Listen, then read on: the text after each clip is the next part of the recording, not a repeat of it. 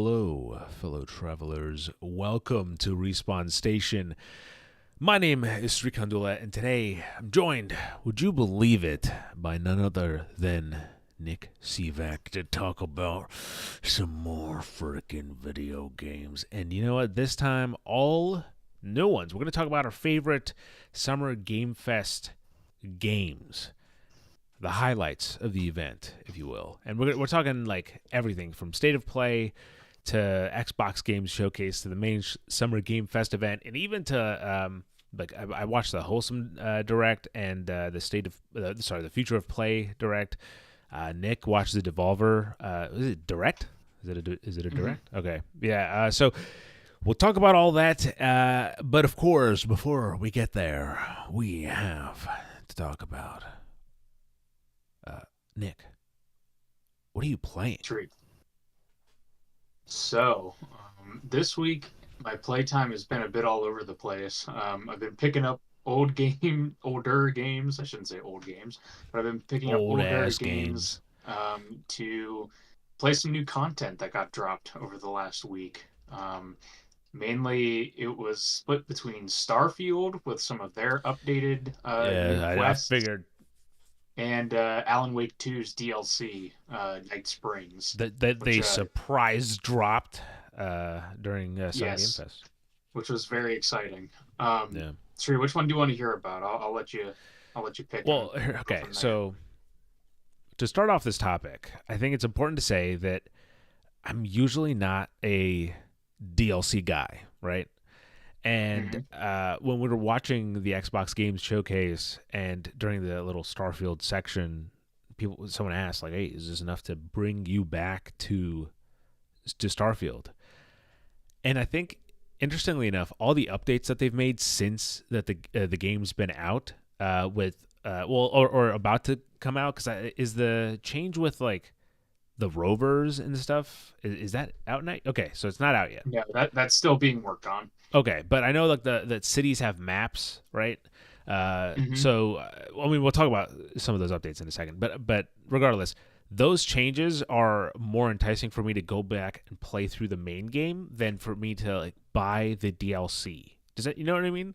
I don't know why. Hmm. It's just like, I don't know. But that's my preface to say, okay, what is the DLC? Do you think it's what is the update? And do you think you're on board, you're ready for the DLC coming out? Yeah, sure. I mean, because it's Bethesda Game Studios, I'm Right. usually on board for their DLC. At least for like games that I'm interested in. Not saying that I wasn't interested in Skyrim, but Skyrim I only actually played one DLC out of the three like packs that they released for that game. But like Fallout, I've played all of it, and Starfield, I intend to play all of it just because Is I there really a like number on how those many settings. Starfield like DLCs there'll be? No, they keep reiterating in the marketing for Shattered Space that it's their first story DLC, so that implies that there's going to be more, but they haven't really been The clear the on first and the amount that only. they're doing. Yeah, I mean, a lot of yeah. people were wondering if it was going to be the only one, just because, you know, They have so by much this else. point in the development of Fallout 4, we had already had like three or four DLCs, and we haven't had one like official main DLC for Starfield yet. So That's crazy, some people really. were considering that was Wow. going to be it. Yeah. Okay. Um, as far as the things that were added recently, like the maps and everything, they're cool. It's kind of like a 3D, map representation of either like the city that you're at, or you can open them up on any planet that you're on, and it kind of gives you like a little lay of the land with any of the locations that are randomly generated on there, so you can explore that way. Right.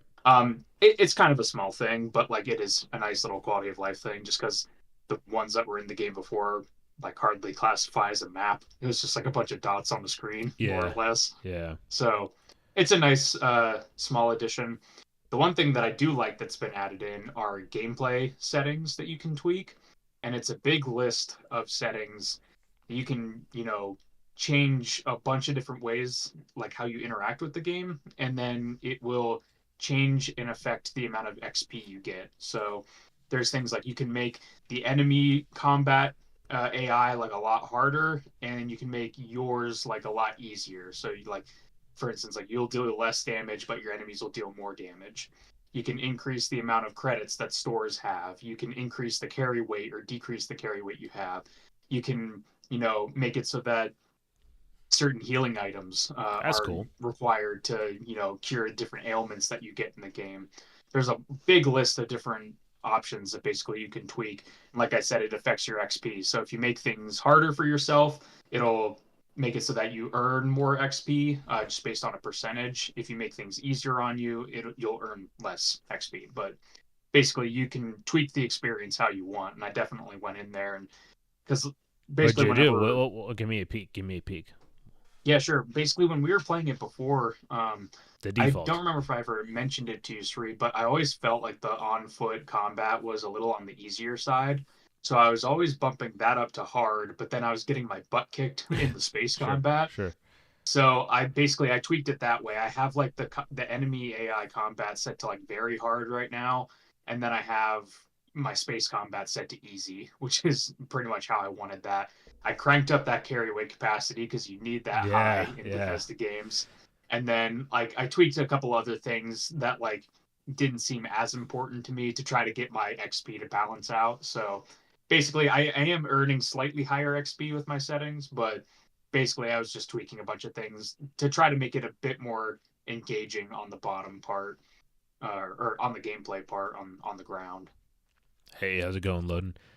No, I'm looking forward to getting back into Starfield. I mean, it's one of those games that like I mean I remember so fondly, and I think we both kind of went through a similar thing, maybe for slightly different reasons. But like for me, Starfield was like this game that I was obviously looking forward to, but then because because I tore my ACL, I ended up having getting surgery, and right like I got the surgery right before Starfield came out, so I had like an excuse to just literally just sit in bed and just play through this game and just like get totally immersed. And yeah, it's like it was like a really cool experience going in. And there's certainly I could it's one of those things I could certainly I knew that there was road bumps while I was playing the game, Mhm. but regardless of that, I think that, and again, I say we share, Nick and I kind of shared a little bit of it because we would like kind of almost daily, I think, text about like, I did this and then like this happened. And then it's like, all right, let me know when you get to this. And yeah, so, that was Yeah, that added to that experience. yeah. And I should add that I should probably mention the new content that I was playing. So Yeah. like new modifiers and maps and things like that are nice, but there is some new content that they added to the game. The big Wait, thing actual content? is Oh, okay.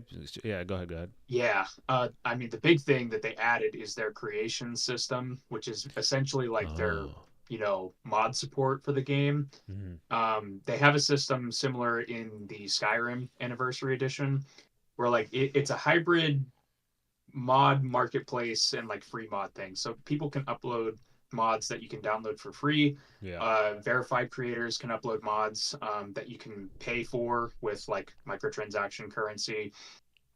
And the basically how it works is the verified creators will get a royalty on every download So it's kind of purchased like for those mods. I guess it's to I guess equate it. It's kind of like the way Fortnite does their creator club or whatnot. Yeah, Yeah, kind of in a way. I'm not super familiar with how Fortnite handles it, but yeah. like I've heard some people draw comparisons to apparently like Minecraft has a similar mod Oh, marketplace kind sure, of sure, thing as sure. well. Okay, So um, it's decent basically comparison. it's a place you can go to get mods, and Right. the official creation kit is released as well now. So if people are interested in making mods for Starfield, they can start doing that. But with this, they also added a free quest to the game. Officially, Bethesda Game Studios released this, and it's for the Trackers Alliance, which I believe previously they were only offering those like bounty hunting missions from the little kiosk terminals, if you remember those in Yeah, yeah. cities. Uh huh. But now they actually have like a building and there's characters there. Whenever you land at like New Atlantis, there'll be a person at the landing bay that'll be like, "Hey, your reputation has kind of preceded you. We're tapping you on the shoulder, we think you'd be a good fit for the Trackers Alliance. And you have a little short dialogue with them. And then you go to the Trackers Alliance, which is on Aquila in Aquila City. Uh-huh. And basically, they have this mission that they want you to go on to try to, prove that you have the stuff to be a bounty hunter in this world. Right. And I really like the introduction for the quest because the people in the Trackers Alliance, they all have like code names, and you Mm. pick out your code name and everything because they don't want, it's supposed to protect your identity and everything. So What's your it's code built name? up pretty cool. I went with Tempest. They have like some Tempest. preset ones that you can pick from, and that's the Nice, one that I nice. chose. Isn't But isn't yeah, that a Black Ops 4 class? probably honestly, I I think it's sticking don't with you, even buddy. I remember. think I think you're in the headspace still. Right? But yeah, this first quest is called the Starjacker, and it's this Damn. guy that's been flipping starships in a chop shop and like selling the parts illegally. And apparently he's been pretty squirrely. And so you meet up with this other person in the Trackers Alliance. You go and find a person on Aquila that's sort of like a known informant, basically. And this has like a Mm. new system that's also been added where if you use your scanner, you can see red highlights on people that have active bounties, and you can like approach them and either like initiate combat or like try to talk to them to get them to turn themselves in. Huh. So they have some cool bounty hunting stuff happening That's here, crazy. They and it's just basically is there a reason like they add like was this like meant to be in the game initially and they just didn't have it done in time or like well is there a reason for this? so there is a reason to it. I'll tie it in a moment Okay, sure, once sure, it sure, gets sure. to like the end here because it'll be clear whenever I Okay. mention it. Um, but basically, yeah, you go on this mission. You go to this new starport. It's a brand new location, Hmm. and there's a bunch of spacers in this space chop shop, and you are trying to basically find this guy that's the main bounty, and you're going through all this. It's kind of like puzzly in that like he's locked himself into part of the space station, and you have to find these keys to get onto a ship that has like a missile launcher that they were trying to take apart and Mm. like blast a hole through the space station to be able to get to where the bounty is. And basically the quest proceeds, but it does some interesting things that weren't really done in other quests in Starfield, Right. and so it was fun from that point. And then at the end, basically, yeah, you're like brought into the Trackers Alliance, and they have their little hideout that you can talk with people and do Mm. different things with. But the reason that I, put a pin in your question about the reasoning for putting it in, Yeah. the first quest is free. There is another quest that is part of the paid mod system that you can buy, and they're basically their idea. They put out a video for their June update, and they're talking about how they want to add more of these missions through this system going forward. So it's basically like little DLC quests that you can So wait. buy. Oh. Interesting. Interesting. And Well, so that's such with an okay. That's interesting. Okay, and I'm sorry. It was just I didn't uh, expect yeah, this interesting side loop. so basically another aspect or element of this, some more content that I did. Collector's editions owners of Starfield got Yeah. 1,000 free credits for this mod shop, and there was already a second mission available. So I just used the Sure. free credits that they gave me Yeah. to buy the second mission, which was also really like fun. It was a fun, mission where you are trying to hunt down a colony war sniper Hmm. who's basically like he's reminiscent of one of the characters from the base game where like he's upset with the system and everything. But they also do some really cool stuff like where you walk up to this person where you think the sniper is at, and you sit down and he's talking to you, and he's just like, actually he's got eyes on us right now, we can't get up from this table and everything. So Hmm. they set up some really cool stuff with this mission, and like it's a cool fun mission. But the big kind of ire that the community has is that these cost money and will be costing money going forward, unlike a more traditional DLC like Shattered Space. Like it is just a quest that you do. So how? much money would this equate to if you were to have bought it without, the credits that you received? I think if it equates to 100 credits for $1, which I think is how it works, it was $7. So it's expensive for a quest. Like, Do you think this was, if you paid for it, just $7? Do you think it was worth mhm. $7? Let me put it this way. I had fun playing them. I likely would not buy more if I was Okay, okay. having to fork over real money for it. Again, I had no problem spending my, creation credits that they gave me for free on it. No, yeah, Um, I get it, I get it. but just like on a, value to content ratio, I would probably spend my money on a more traditional size DLC than, you know, buying each one of these Trackers Alliance missions. Like See, they're fun and cool. Like I don't want to like, downplay that. Like it is cool and they were pretty fun and like even more fun than some of the base game content from what I can remember. But yeah, like it's all said and done, I did both missions in probably like an hour and a half to 2 hours. So like it's just like really short kind of quest content that you yeah, can pay for. yeah. But I will say the mods have already started kind of piling in for the free ones. I got the unofficial Starfield patch and also one The that unofficial basically, Starfield patch? Is this like a well-known yeah, mod? basically it's from the people that have done the unofficial Skyrim and Fallout 4 patches. Mm. They basically put out this patch that fixes a bunch of bugs that Oh, Bethesda for whatever reason doesn't fix themselves. So it has a bunch of that stuff. good I for also the got one that community. kind of removes the color grade filter from the game, which some people have issues with. I didn't personally Like hate it like that much, the but blue filter, like that kind of thing, or it's just kind of like it's a color what grade does it filter. look It's like like a lot of without the it? Now, like planets. I don't know. I feel like that kind of ruins the whole aesthetic It of the game. Yeah, I'm mixed on it. I only like got it really just to see like what it looked like. It kind of removes some of the atmospheric effects, like a lot of the fog and all of that, but it does make the colors look a little bit more naturalistic. It's not quite as, you know, washed out like some of the planets can have. So, uh there's just a bunch of other little tweaks like that, different balance changes and different mods that are starting to pop up. Yeah, I've only experimented a little tiny bit with it, but Interesting. it's definitely going to get better, I think, as time moves on. I'm looking at, yeah, the mods, and I will say that I do like Starfield with its filter. I think it's the vibe. It's the same way, like I think to me, like how Fallout 3 has like that weird grungy like, Mm-hmm. yeah, it's just like a texture to it almost, like that's what it, I think that's kind of Bethesda's thing.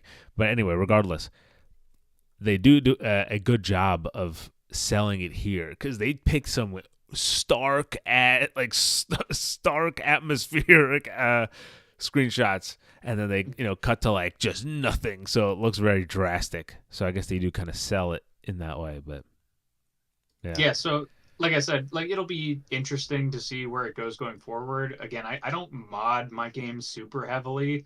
Um, and there are some people that like won't touch the game until they have 800 mods installed. So I'm glad that it's already here and that people can start, you know, hammering out some really cool things because I know there's plenty of areas of the game that people have issues with, and it's sort of the same old story that comes out of every Bethesda game is that the modders will just fix all the issues that people have. So that well, was Starfield, and yeah, like I basically like you, I'm looking forward to when we have things like rovers in the game and the first DLC with Shattered Space because yeah, yeah. uh, I really liked Starfield. I know that's How not a dare you? popular opinion How apparently, dare you? so we'll see. I like Starfield. Shout out respawnstation.com. You can read all of my thoughts, like a diary. In fact, that's exactly what it is. My Starfield diary. Check it out. No, so first of all, quick tangent. when you, I was really surprised when you kind of explained this monetization scheme to me, because uh, it reminded me of this when I was publishing my last novella. It's not a plug, so I'm not even going to mention it. But I was looking at the like different ways you could kind of go about publishing it, and one of the things that I looked at was called Kindle Vella, and it's a thing that like Amazon runs, through their Kindle service, where you put out chapter by chapter, and the first chapter is free, and then like every chapter after that they have to pay like $1 or something like that to like read. And I was like, that's kind of cool, but like it only, I mean, I feel like it would only work with like episodic content. Like the chapter can't just be like, for example, the book that Nick has read. If I just put one chapter out at a time, it wouldn't have made sense, because like it would have been like, oh, what the hell did I just read? There's nothing like you got to have all of it to kind of tumble through. Then you could be like, okay, I get it. You have to have good like enders basically to keep people wanting to read dude, the next one. Okay, this is gonna sound crazy. Okay, quick diversion, Nick, if you let me. So during our Mafia stream, okay, this was kind of a surreal moment. I didn't get to experience it live because it was like hours into our our walkthrough, like our stream, and so I was just kind of like, like it was like coasting through the game, just kind of zoning in. But essentially, someone was watching Alexa's stream of Mafia, and at some point she had mentioned my name, and this person was like, yo, I just read a book from a guy with that name. And he's like, and she's like, oh yeah, he's also an author. And he's like, wait, really? And then he's like, you go, let me check. And he's like, yeah, it's the Lesser Evil by Sri Kandula. And he's like, and she's like, that's him. And so yeah, I had like this crazy moment where someone just read my book and then just kind of stumbled upon me playing a video game through someone else. That was yeah, it was kind of crazy. I didn't get to hilarious. Fully process that. But anyway, speaking of updates, Nick, you also checked out the Alan Wake 2's surprise update, which with the dance too, by the way. I mean, he makes it look so effortless, really. But what did you think going back into Alan Wake 2 for Night Springs? Very Twilight Zone inspired. Yeah. This DLC was definitely a lot of fun. It was really so. First of all, to, did you finish it?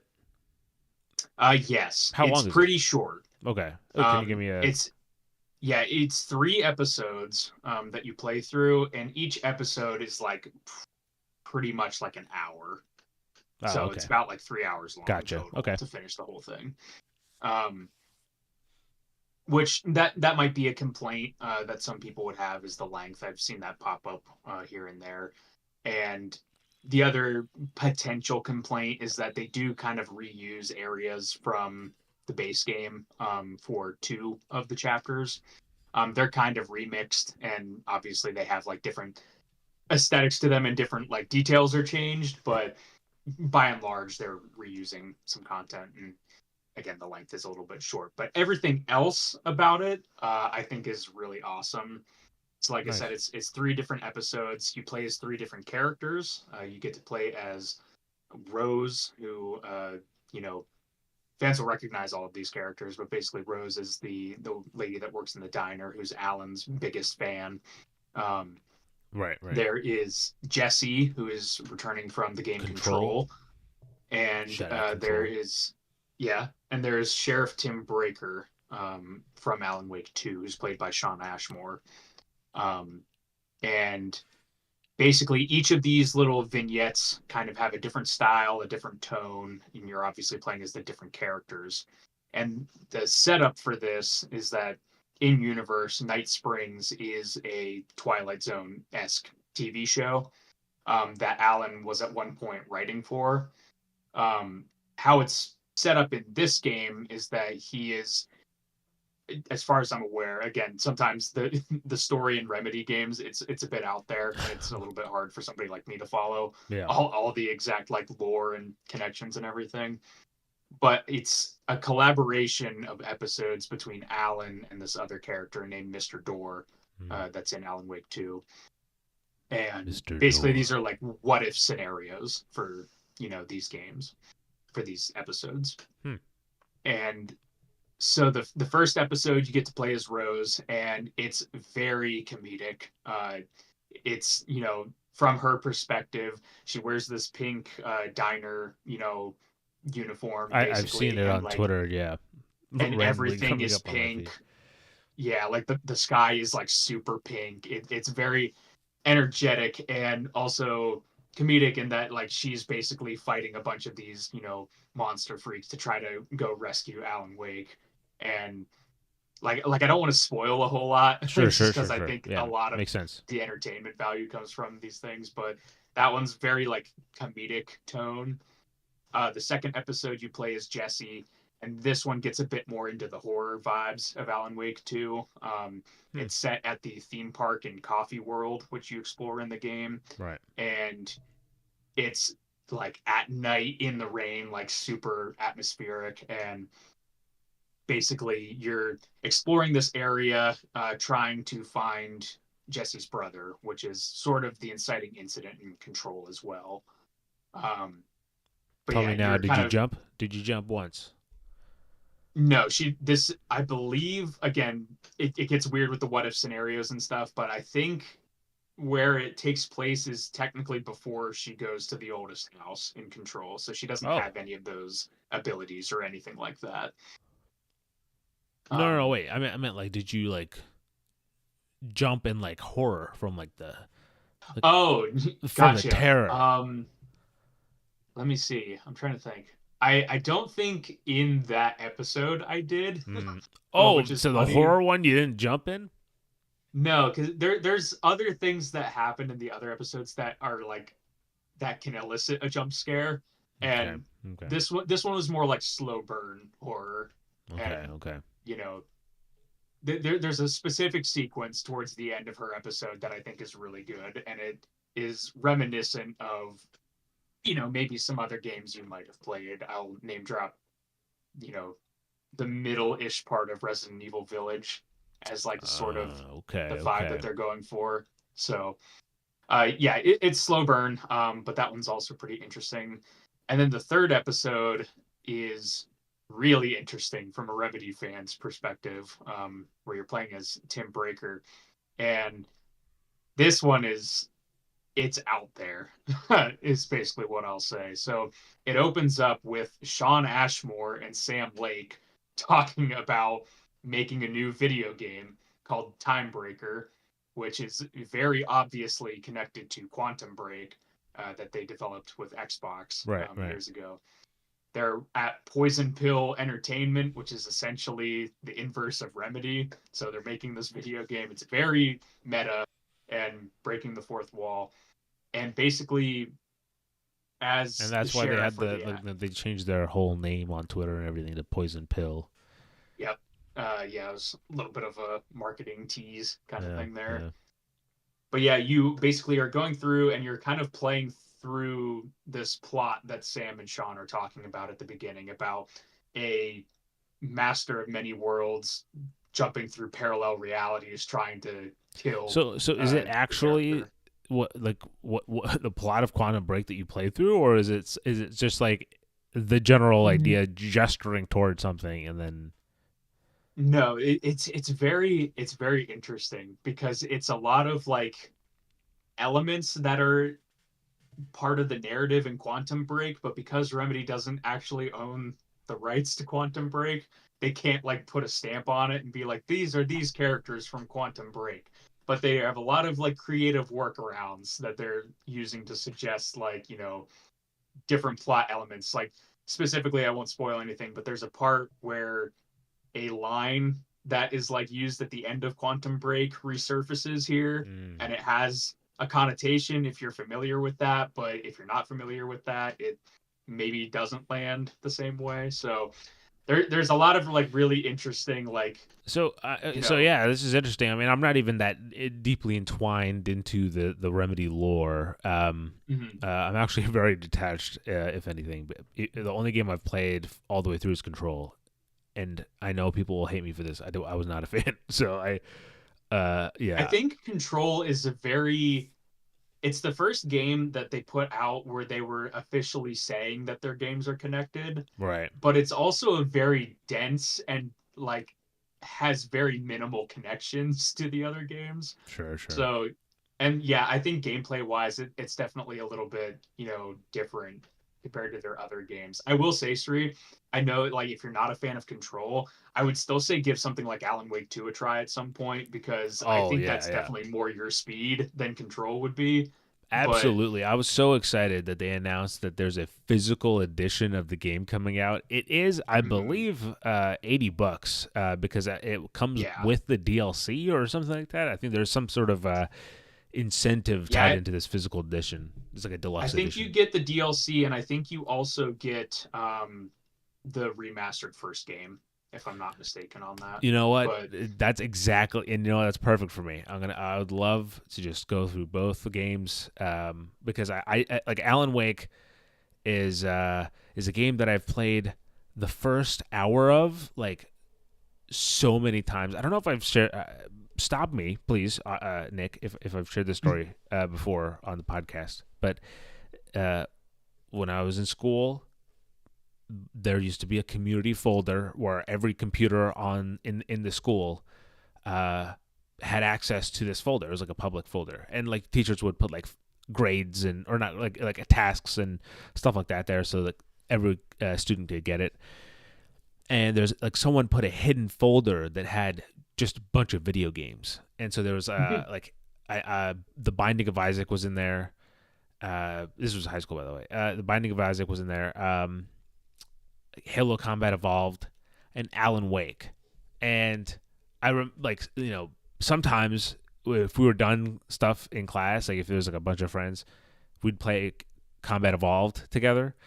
But if it's just me, I was like, well, all right, I'll just play Alan Wake. And then so I played through and there's no like save file. You couldn't get a save file. So I just played through the start of Alan Wake's multiple times if I was bored in class. But anyway, yeah, I digress. that's awesome. But yeah, the third episode is also like stylistically very unique and varied, and gameplay wise, it does some really cool stuff. Mm-hmm. So overall, it's I would say it's a worthwhile DLC, especially if you're a fan of Alan Wake. It gives you pretty much bite-sized chunks of everything that you wanted out of that game, Right. and expands the lore and the narrative in like some really interesting ways. So they do have a second DLC that's coming out at a later point. I think that one's going to be more of like a continuation of story beats from Alan Wake 2 versus Oh, like okay. what if kind of things. But This is the only sort of like reason that I'm a little saying snack before the next main course. yeah, basically the second DLC is going to be called the Lake House, and that's a location that's referenced in Alan Wake 2, but you don't actually ever go there. So that's just where that connection is coming from. But Hmm. yeah, it was a lot of fun, and it was nice to get hop back into Alan Wake again. Nice. What have you been doing, Sri? I've been chatting enough here. No. This is all. I mean, all the stuff that I'm looking forward to, you've now filled me up on. Now I just need to get you to like play like all these like all the demos that came out now. Like, there's so many emails about demos that I had to sift through. But Mhm. anyway, I have been playing 3 games of late, and 2 of them I've talked about before. X Defiant, playing the crap out of it today. Actually, I was hoping to get in, and maybe I'll get in depending on how long we take in the episode. I'm not gonna rush though. Don't worry, we'll take my time. But today they put out an update where they like kind of block the spam jumping. So like after like 3 jumps, Ooh, it like slows you down. Like it just you can't like it like messes with your aim and like slows you down and stuff. that's some direct criticism that you had. Yes, dude. Yeah, they're snappy with it, man. And also they confirmed the TDMs coming to the game. So you get and S&D. Nice. Dude, I mean, it's a lock for me, Nick. And also at Ubisoft 4, I'm gonna get ahead of myself, Nick. We're getting reckless. We'll get to that in a second. So, playing X Defiant, really enjoying it. The Division 2 is, I've mentioned it before in the podcast about how I've been playing it now. Officially, I have beaten the base game. I've completed, yes, the Division 2. And I have dove in. I've bought the Warlords of New York DLC, which is like the big kind of expansion in the game, which, the Division 2, the base game is level, 1 to 30, like 30 is the max level. And then, when you buy the Warlords of New York, you not only get to go to New York, so you essentially go back to that kind of the familiar grounds of the first game. I don't know, maybe it's good you go back to New York. I don't know if it's exact same locations. Anyway, I've getting the DLC expands the level cap from level 30 to level 40, and then pretty much everyone we've been streaming the game, and pretty much everyone's been like, yeah, that's when like the game really expands, and then you can kind of get stuff. I was like, okay, so like until you hit level 30, essentially all the loot you get, doesn't really matter, because then after level 30 you'll get, etc. So regardless of that, officially it took about 30 hours total to play through the whole base game, with obviously also doing side content and picking up SHD techs and going into the dark zone. And so it was like a healthy mixing of the base game. So here's the thing. I think that the story of the Division 2 is just really interesting. It's like the kind of tactical. It's not quite military espionage, but it's kind of like it's post-apocalyptic, but in a tactical way. Does that make sense? You know what I mean? It's a mix of both, and so I'm a fan of the kind of general world building that the games have. And also the books and the comics and short films or whatever. There's a lot in this kind of universe, and possibly a movie from Jake Gyllenhaal eventually, apparently, maybe sometime. Yeah, but regardless of that, the Division 2's ending, having beaten the game now, it kind of doesn't feel entirely like an ending, because I mean, obviously there's the whole thing with the levels of being like, yeah, after you beat the game and you get to level 30, then the game begins in like terms of like leveling, not even looking at that, like discounting that. The game's story expands so much further past where the game ends, because of like the Warlords of New York DLC has you essentially hunting down the bad guy that's like responsible for something in the first game, and so it's like a continuation of that. And then on top of that, here I was, Nick, watching the Ubisoft Forward, where they're showing off this new content for the Division 2, starting off year 6, which, by the way, it's incredible that they're doing year 6 of content and like still pushing the crap out of it. Like they're like, we're just getting started. And I'm like, okay, this is cool. But regardless of that, I keep saying that. That's my take a shot every time I say that. They show that a character who is the villain of the DLC that I'm currently playing is still alive. Like it's like, and that he's back in DC. And so it's like, okay, now I know that whatever happens at the end of this DLC, it's not going to be a satisfactory meal. So it definitely feels like the Division 2's base game didn't quite fill me up. And then leading into that, but still, God damn it, I didn't get a new word. Nick, give me a suggestion for that. Regardless of something, replace that for me. I don't know. Switch it out with bouncing off from that. Bouncing off from that. Yeah, I can rock with it. Okay, so bouncing off from that. Oh shit! I lost my train of thought. Talking about the New York DLC. Yeah. Okay. So, bouncing off of that, the DLC I loved the base game, the Division 2. I still really enjoyed my time with it. But going into the DLC, I picked, so you have these 4 targets that you have to hunt, and then you get to Keener, who's like the big bad guy, who again is in the Ubisoft forward, is being still alive and going to DLC, and it's I picked a random target. You just kind of pick a location and then you pursue the target. So I picked the first one that kind of just popped up once you kind of the game opens up and you're in New York and you can party up again. And we do this mission, and the end of this mission is this this boss who essentially I believe his name is Theo Parnell. He's his whole boss fight is that he has holograms around, and so like when he opens up, like he's like surrounding you, and when he opens up like the walls to shoot at you, there's holograms, and then one of them is a real person, so you have to find which one by shooting him and stuff. Mm-hmm. And first of all, we're not smart, okay? Me, Austin, Alexa played this. Apparently, if you use like EMPs, it's easier to do figure this out. None of us were running EMPs that night, okay? So we were like which one do I shoot? Like, I mean, it took us a long time of just like, and the game just kept going and going. Luckily, right as I was like, God, this is getting long. It stopped, but still, it was a little bit of a weird experience. But I was like, all right, you know what? Let's just kind of shake it off. Let's just, because the core gameplay loop of the Division 2 is so good. It's just so fun to just like zone out and just get lost into it.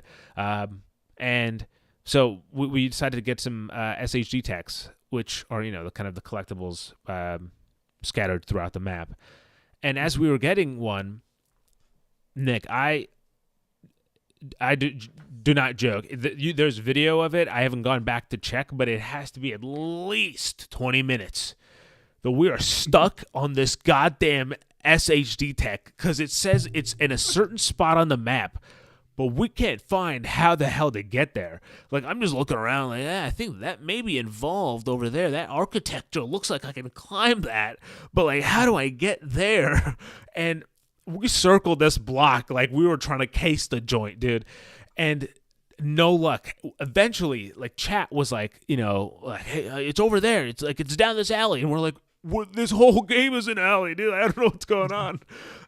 And eventually, I was like, dude, screw it. It was like, again, 20, 25 minutes maybe. I pulled up a YouTube tutorial, and you had to shoot down a frickin' thing, like an alleyway, like down the way, and I would have never gotten that thing, and I was gonna say it would have been sad if it was just like a door that like no, and you know what it is satisfying though, the thing earlier where I was like, oh, that thing that looks like you can climb it, you actually do, you climb it. That's it. It is part of the game. I was right. I recognize that. It's just so.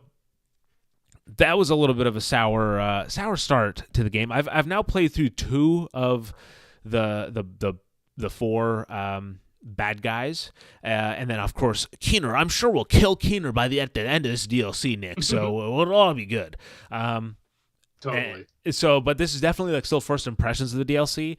I still really enjoyed the Division 2 base game. I just like think that like comparing it to the big picture, like playing it in 2024. It feels like, it's like you're not, you're just getting started, which is an exciting thing because, again, it's a game you can totally get lost in. I felt totally fine paying $25, $27 or whatever for this DLC to go for Worlds of New York. And even though I'm not a huge fan of like what the actual DLC is so far, just going to New York, the density of the New York and just the playground that it is just it was awesome. So yeah, that was and also here's a weird find. Just again, this is my episode of tangents. I can go on. I can go on these all day.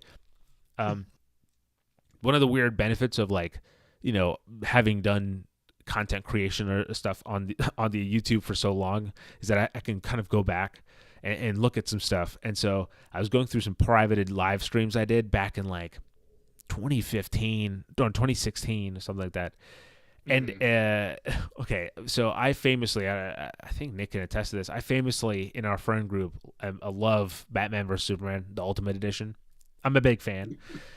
And there is a video, there's a stream that, again, is private, so only I can watch it, but it is of me playing the Division 1 and talking about my thoughts of Batman versus Superman the day after I watched it. Like, it's such a weird time capsule moment. Like, it's just perfectly there. So yeah, it was like a fun discovery earlier this week when I found that. Nice. Is the I know you were like kind of poking at it before, but like, is it just more of, what the base game had as far as the DLC goes? Like, it has this unique like villain centered plot, but like, is it sort of like the same kind of like go in, shoot some guys, get some loot, that sort of Yeah, loop? no, it's definitely still loot driven, and really, I'm not even joking. Like, it really is. Once you beat the game, you get like, essentially, once you beat the game, you get like a specialty weapon. So like now I can like get a minigun whenever I want. Like, as I have to pick up bullets for it, but like when like, you know, what we call minions come out, or Grooves come out.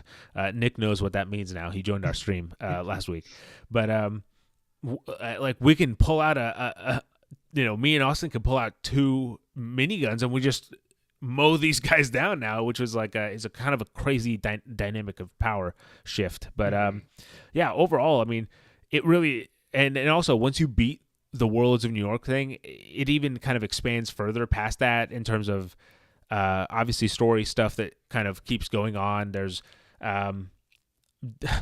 again, a whole bunch of stuff has been spoiled for me, so it kind of like, I know what's coming, but like, it also kind of adds a different tint.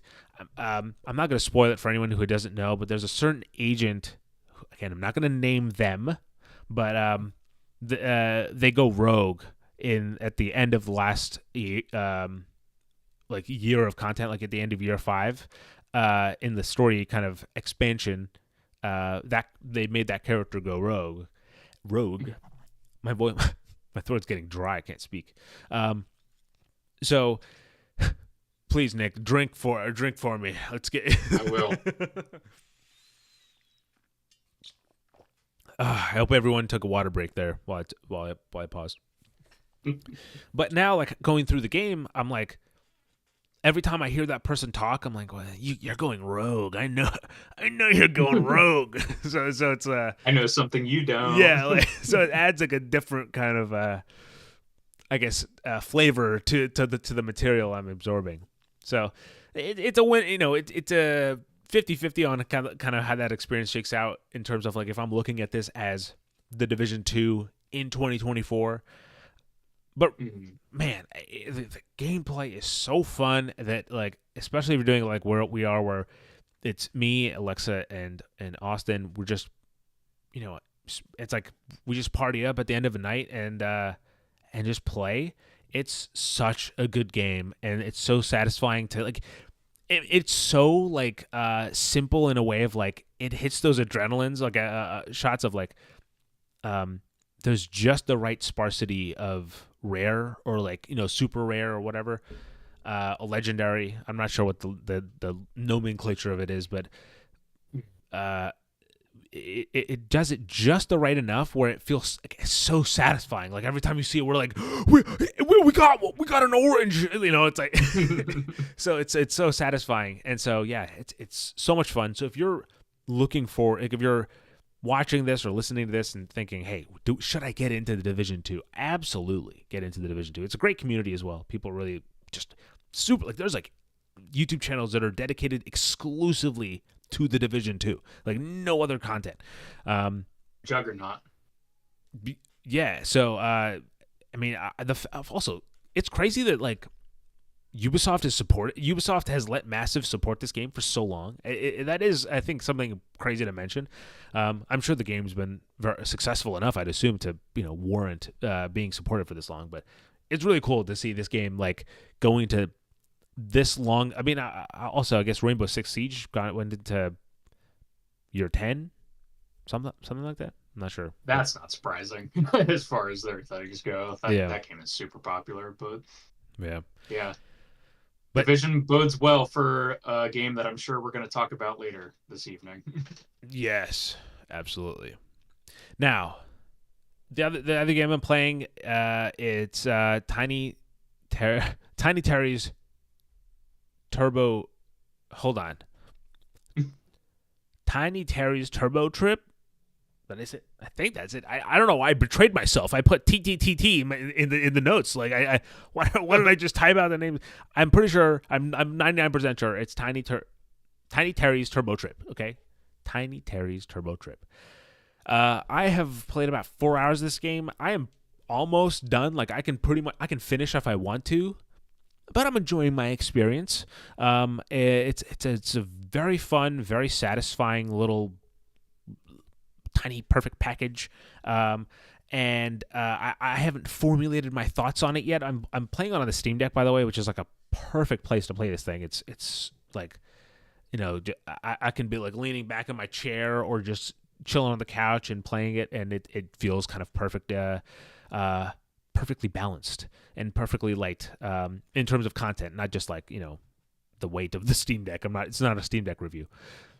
But I haven't fully formulated my thoughts on what exactly I feel about it. But I will. I mean, if you can't figure it out, it's positive. What type of game is it? I'm not familiar with this.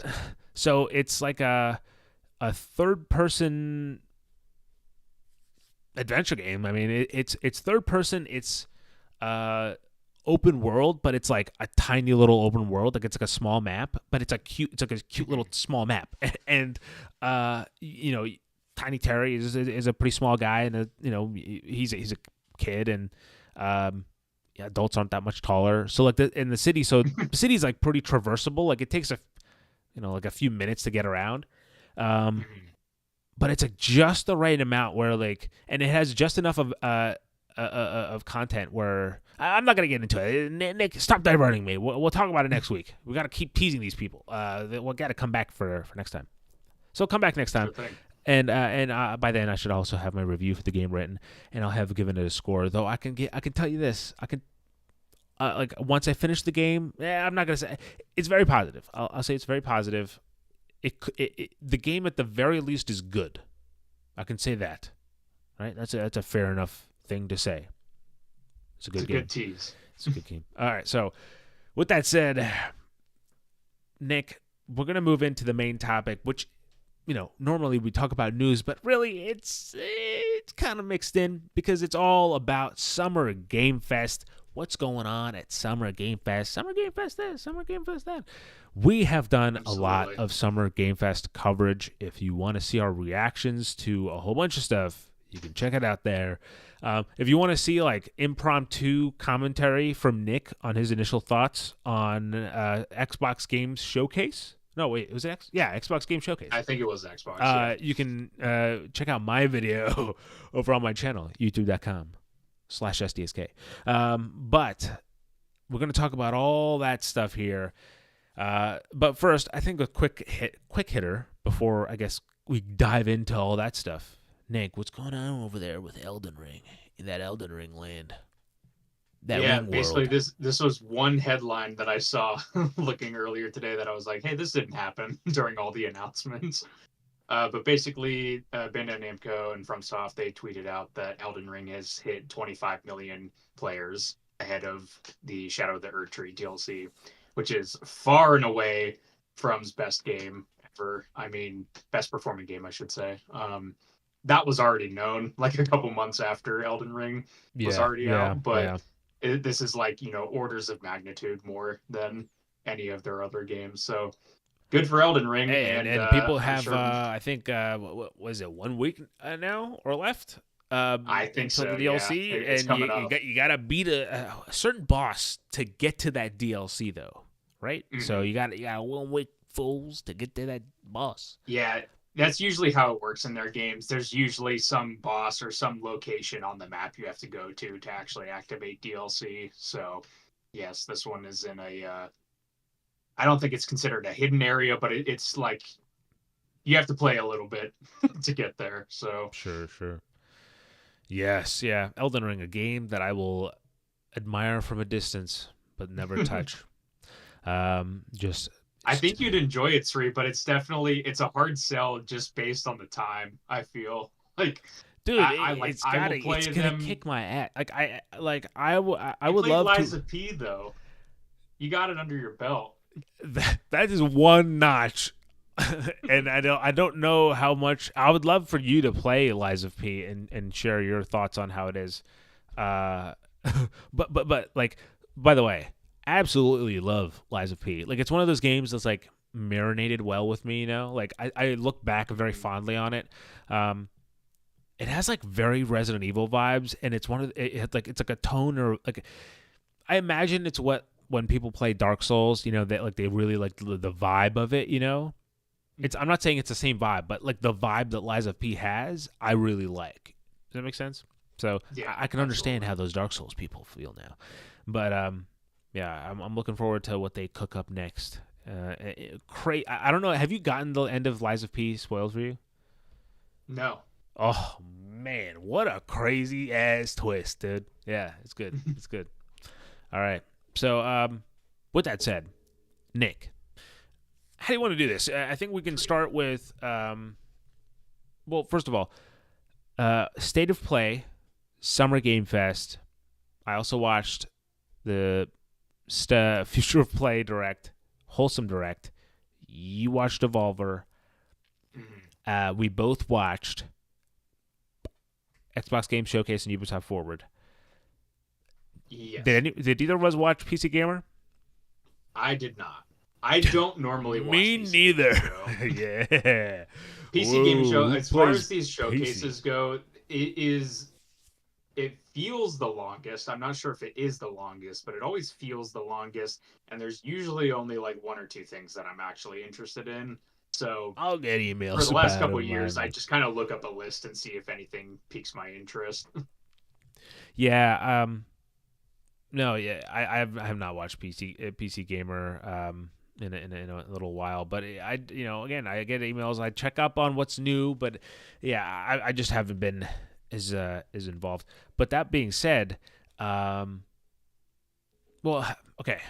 Before I get ahead of myself, Nick, do you want to like? Are we doing like a best of? Like, are we just gonna do like best show, or are we just gonna talk about best games, or how do you want to do this?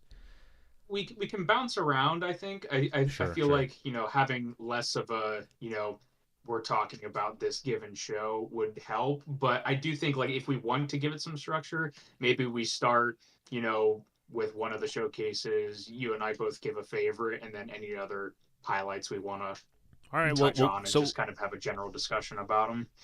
all right, let's do it. I mean, I guess let's just cover them in the order that they happened. So, but the week before, again, not officially part of Summer Game Fest, but it was the State of Play.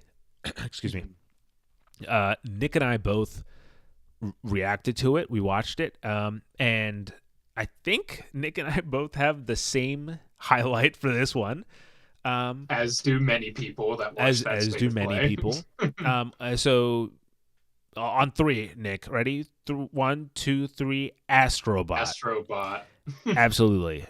Honestly, and also, Um, I guess people got hands on with the game during Summer Game Fest, and mhm. everything I've heard has been that it's Incredible. it's hitting its mark. So I'm very very happy and excited for that game to come out.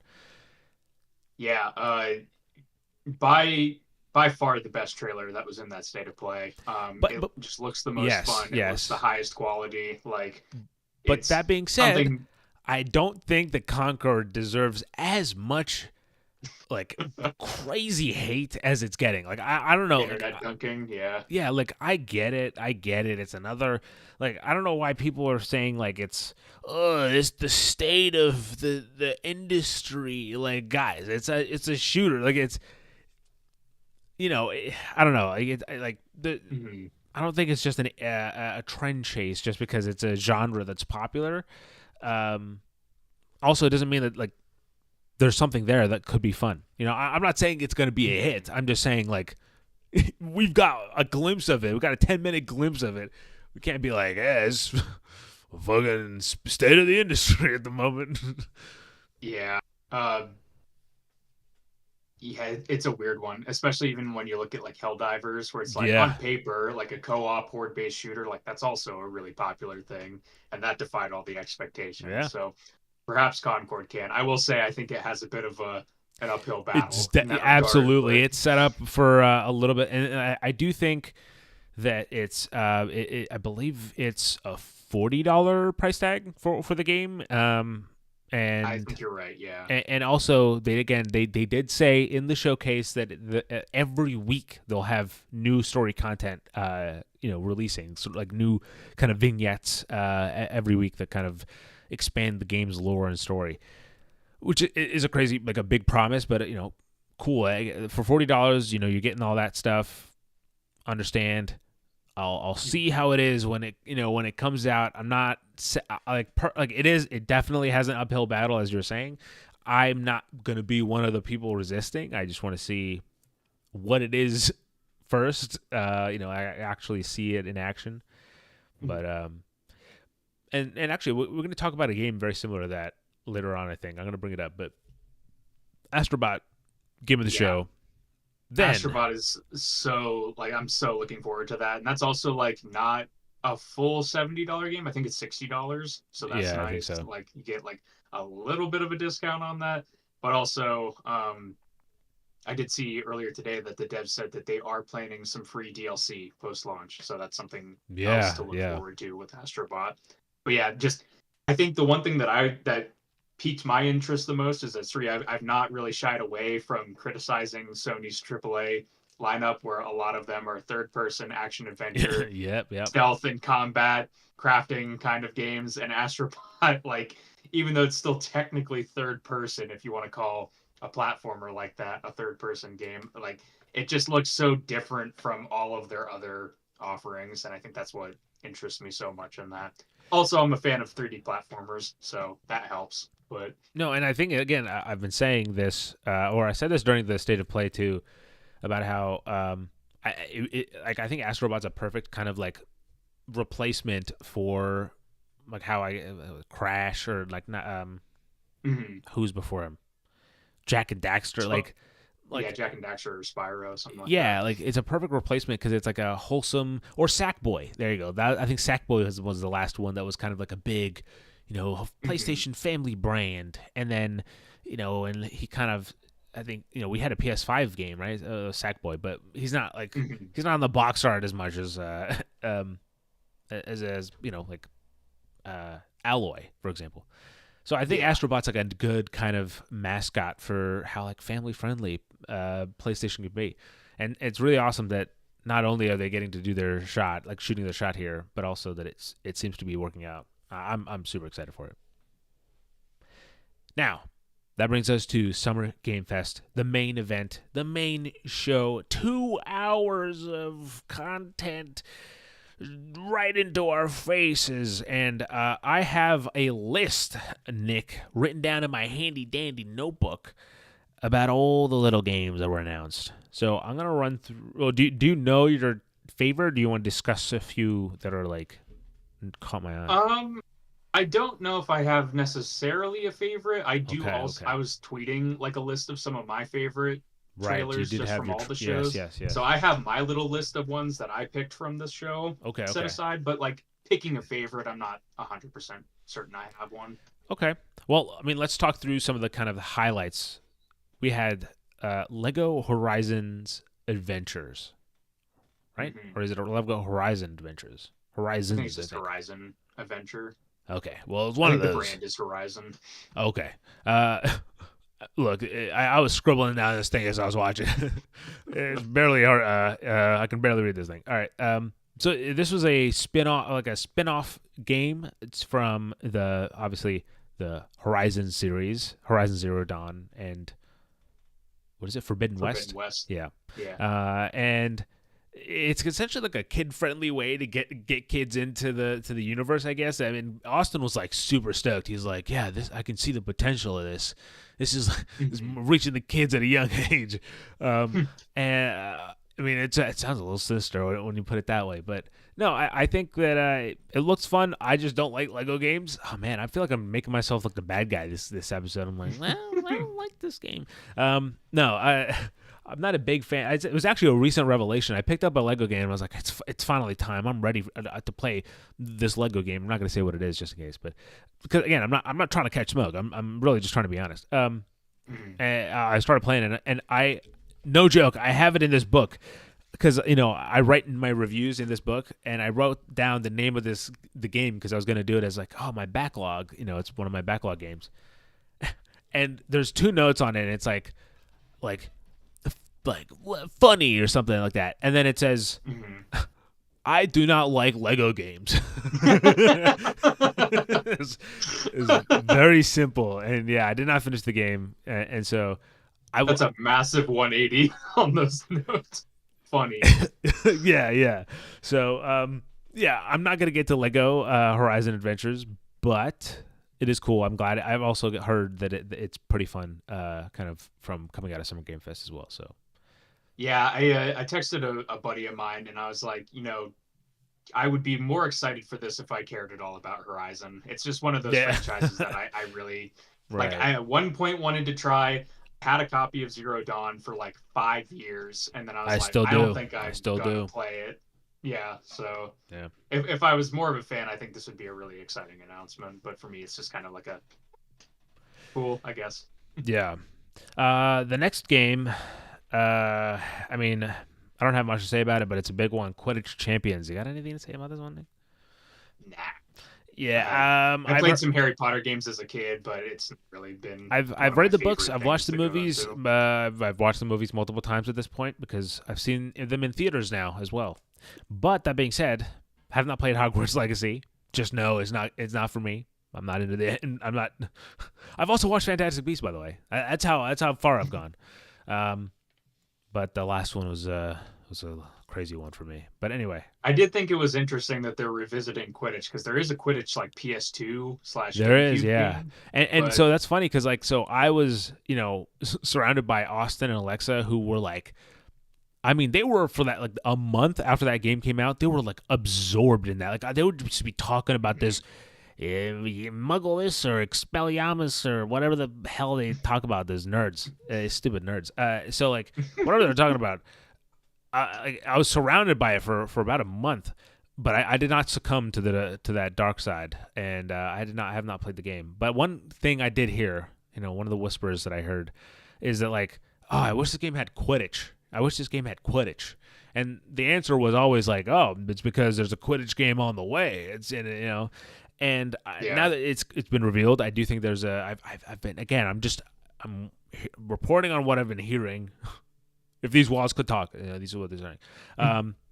That they're like, I kind of wish like Hogwarts Legacy had Quidditch, just kind of big because I think there's a different graphic style that Hogwarts Legacy has. That the Quidditch Champions is a little bit more like cartoony or a little bit more like stylized, So yeah, for sure. I'm sure some people really also like the Quidditch Champions look because it kind of has that like kind of a little bit more lighthearted. It's not like it's like gritty or like realistic, but I could see both ways. I don't have an opinion either way, but it's a big game. It was a big game announced because anything those Potterheads get, they go crazy. All right, let's see. I'm just like going through. I'm not going to talk about Killer Bean. Nick, please don't bring it up. I know it's a joke that you put it up. Please don't talk about it. We're gonna talk about it. I mean, it is in my favorite trailers. Don't talk about it. I saw it there, dude. I thought it was a good joke. It was a joke. It was a good joke. I laughed really good.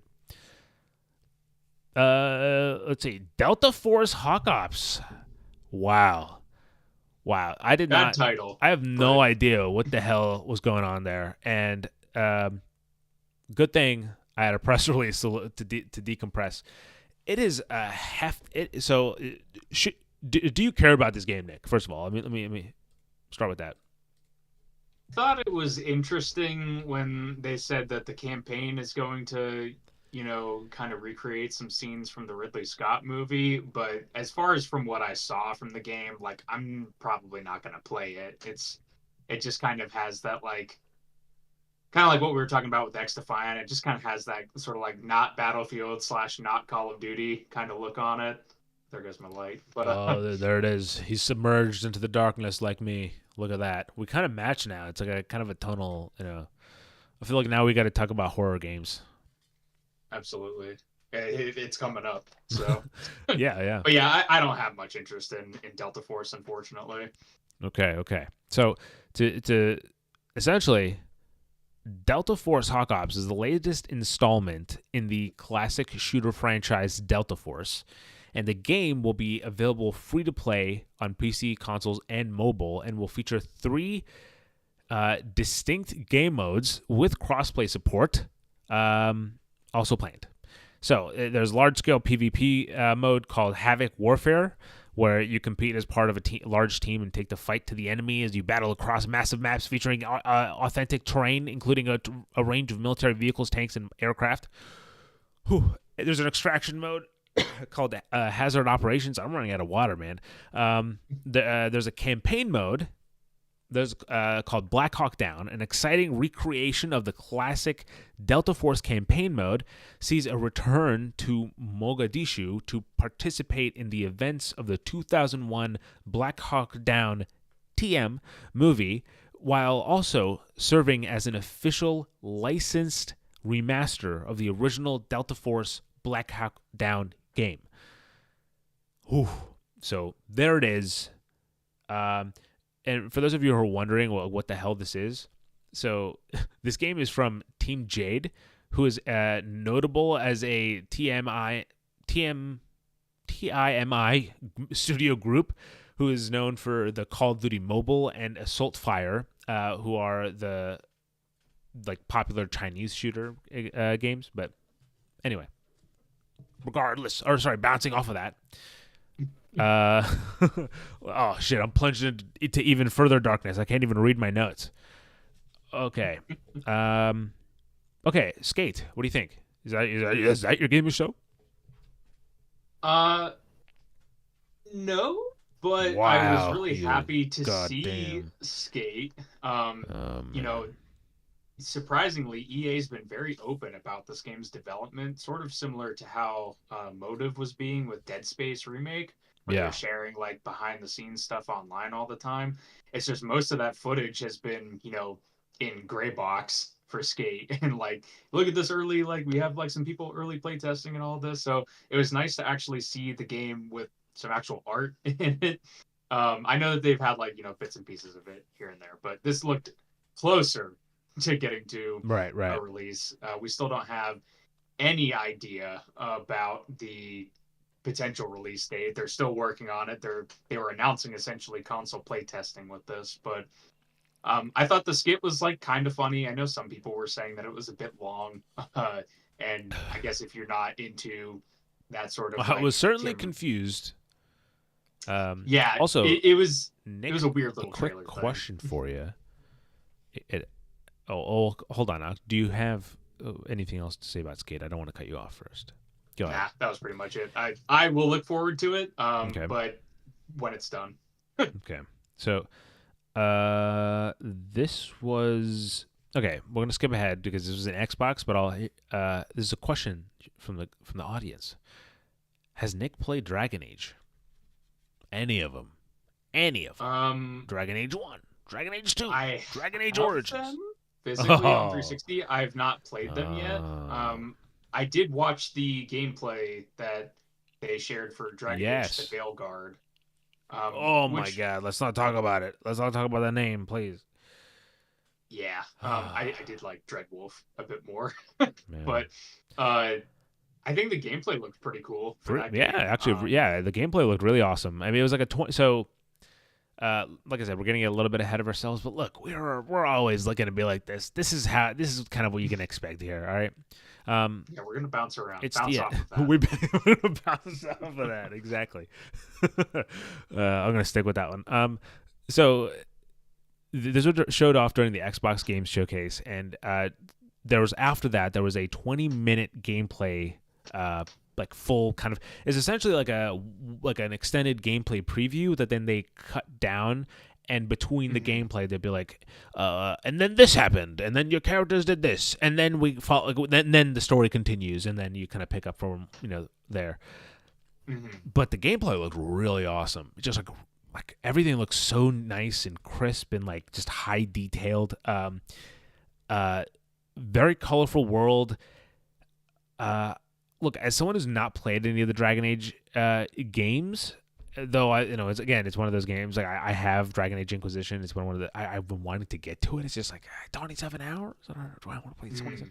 I just said that I just plowed through Division 2. So okay, but Yeah, I've played Mass Effect, and oh I'm okay. not sure if it's exactly a one-to-one comparison, but like I feel like people suggest that Dragon Age is the fantasy Mass Effect, more or less. Similar to So how like, Bethesda is like, oh, if you like Fallout, it's like, yeah, Elder Scrolls, Fallout, same kind of thing. I feel. yeah. I enjoyed Mass Effect, but yeah, I just haven't had the time to get to Dragon Age yet. Uh, I will say after watching the gameplay, I was like, hey, maybe I should play Dragon Age. Yeah, no. So maybe in the near But I've future I'll heard. pick it up. So here's the thing. I've again, I don't have opinions on this. I have not played these games, but to kind of bring it into the conversation, I've heard that Mhm. the game is not a return. It is it's a departure from like kind of the last game. It's not like Inquisition essentially, and so Mhm. obviously that kind of changes things up for the audiences who've kind of been accustomed to a certain thing, I suppose. So personally, as someone who does not have an idea, like an opinion of what a Dragon Age game is, I don't even know like are they all just action games like this? I'm not. Is it Uh, I feel like from what I've heard, I mean, honestly, this new game being different feels in line with the games because I feel like each entry is I different. Like did. they're set in the same world, and I think because like the thing that I was hearing today, I was listening to some other people talking about the new gameplay, Oh, sure. and it's like Dragon Age 2 apparently Oh, I changed a lot of things with the yeah. combat that people didn't like, and Inquisition I know was more of like a traditional open world kind of thing versus like like the more hardcore RPG of like the first game. So So, I in the think they're chat, we have definitely a little bit of a context. I don't know. I'm gonna read this fresh. oh So if there's gotcha. any spoilers, I'm not gonna just prepare yourself. I haven't read it yet. Dragon Age games are like Marvel of games. It basically has the option to continue the storyline that is in Origins. You decide to save an NPC, and in Dragon Age 2, you decide to destroy an organization. Then, if you import the saves in the latest game, the story continues. Okay, so there's no spoilers Gotcha. there. Mass Effect did a similar thing to that Yeah, too, I've where you heard. could Now import your that being said, saves. I don't think there's any. So this game, there is like kind of lore connections, like you can kind of like play, like get context for, but there is no save file exports. I guess which is fair considering it's been quite a while since Inquisition came out. So and like what those PS4 launch title. So like I can Yeah. understand that's been enough time where I can like, all right, we get it. We can move on from that. We don't have to carry on those save files. hmm Though it Those is are always cool when they interesting. do implement it, though. No, yeah, it is. BioWare was kind of one of the only ones that That's was what I was still saying. Yeah, that's what I was doing just that about to sort of say. It thing. is cool that like I haven't really ever played a game that like carried through my actions like that. So yeah. The risk you run with that is came to a head in Mass Effect 3 when you have to end your story, and a bunch of people were not pleased with how that story initially Right. ended. Yeah. Is there one ending? Is that like one canonical ending, or is it? I mean, they've seen they. I played Mass Effect 3 at launch, and Oh, I okay. remember not like thinking that much of it because I was a relatively new fan. But people that had been like, playing the games Long as they time. went, it was like Yeah. all these years of choices and stuff kind of just funneled into one kind of ending. And then after the fact, they did patch it with like changes or something. Huh. So I never played it at that point to know what exactly Gotcha. changed about the ending, but they did try to, you know, make it a bit better, I Huh. suppose. All right. All right. So, okay, another highlight quickly that I really have to shout out because look, last episode or the episode before that when we were talking about predictions, I was totally like, yeah, Blumhouse is gonna get there. They're gonna announce a freaking Halloween game, even though there's already been a has it been a Halloween game? No, I'm not sure. Michael I'm Myers has not been familiar in with stuff. any. I don't know if he's been in a Halloween game like kind of directly. But anyway, I was thinking that they were going to put some like IP title, but to their credit, they put their money where their mouth was, and they put out not just one trailer. They put out a trailer, a montage of multiple projects they're working on, starting with their first game called Fear the Spotlight, which is kind of a crazy story I didn't know about, but essentially the game had released initially, and then Blumhouse approached the developers and kind of I guess it's like expanded the offer, like, hey, like, could you make this? We could give you money and make the game a little bit polish it up, if you know what I mean. And I guess the developers took the deal, and here it is. Fear the Spotlight officially coming out as the first game from Blumhouse Games. But they announced a few different games kind of in a quick succession. All looked really spooky, really cool. Very different vibes. Styles. Very like very different and small independent projects, which is really awesome to see. Like I said, because that's pretty much what Blumhouse does with their movies. They just kind of get weird small ideas. They help out the little guys like Jordan Peele. These up and coming nobodies. And they give him a movie, like few $1 million, which I know it sounds crazy, but it's still, for a movie, it's still it's a small budget, and you get some of these kind of crazy hits like Get Out and Split, and then any of the Smile, or what was that a hit? I don't know all of the movies. But, yeah, I'm not sure. But I do think that was a pretty big theme of Jeff's show specifically this year, though, was just smaller games in general. Yeah. And it was cool that Jeff kind of, I think he did as much as he could have done as someone who's not like an active publisher in the industry publishing. He is kind of that middleman. Yeah, he's kind of that showman in the middle. And it is cool, like what he does every year. But like, I think he did the best kind of statements that he could, because he was like, it sounded, it was also the truth, I think, in terms of like how indie games have done really well. But it was also like, address the fact that, this has been a crazy year for video games, in terms of like just how many people have lost their jobs. And but I have to appreciate like what he like that he actually said something, and it was just enough where and it was done in just like I think if there was any of a spot, any way do you spin this in a positive way, that was the one. You know what I mean? Where it was like, people have lost a lot of jobs, but indie games have been doing good stuff, and then just let's look at some indie games, along with obviously some kind of big hitters in there as well. Let's see. We got Phantom Blade Zero. Any thoughts on that? Yes, we did. Okay, all right, let's move on. Yeah, it looks okay. At the same time, it's not something that's like a day one buy for me personally. That fair. All right, Valorant's coming to console. Crazy. You can rage. You can just pour salt on your PS5. Okay, this one's a personal favorite. I'm really looking forward to it. Mighty Morphin Power Rangers Rita's Rewind. Man, that looks so Yeah, this was a good trailer. That was a good trailer. Showed a lot of like fun gameplay, really vibrant art style. And man, I'm in my Power Rangers era, and like the universe is responding, Nick. You know what I mean? They're all like, this is it. This is the time. Like Power Rangers is coming to like some like I think Arc Survival Evolved or something like that. It's there's some collaboration there.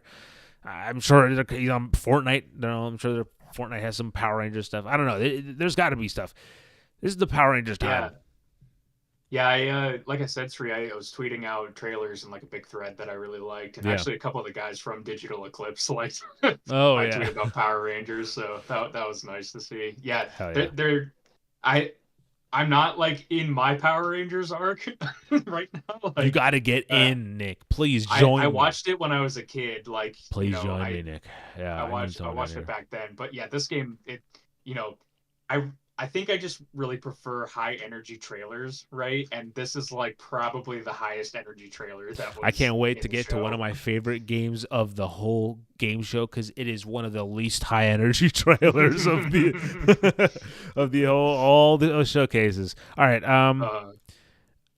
uh, Battle Aces, boy, we had a reaction to that one, but I will say, despite our crazy reaction to like I mean, it was we did a quick 180 because we were like, "Whoa, dude, this looks sick," and then it's like RTS, okay.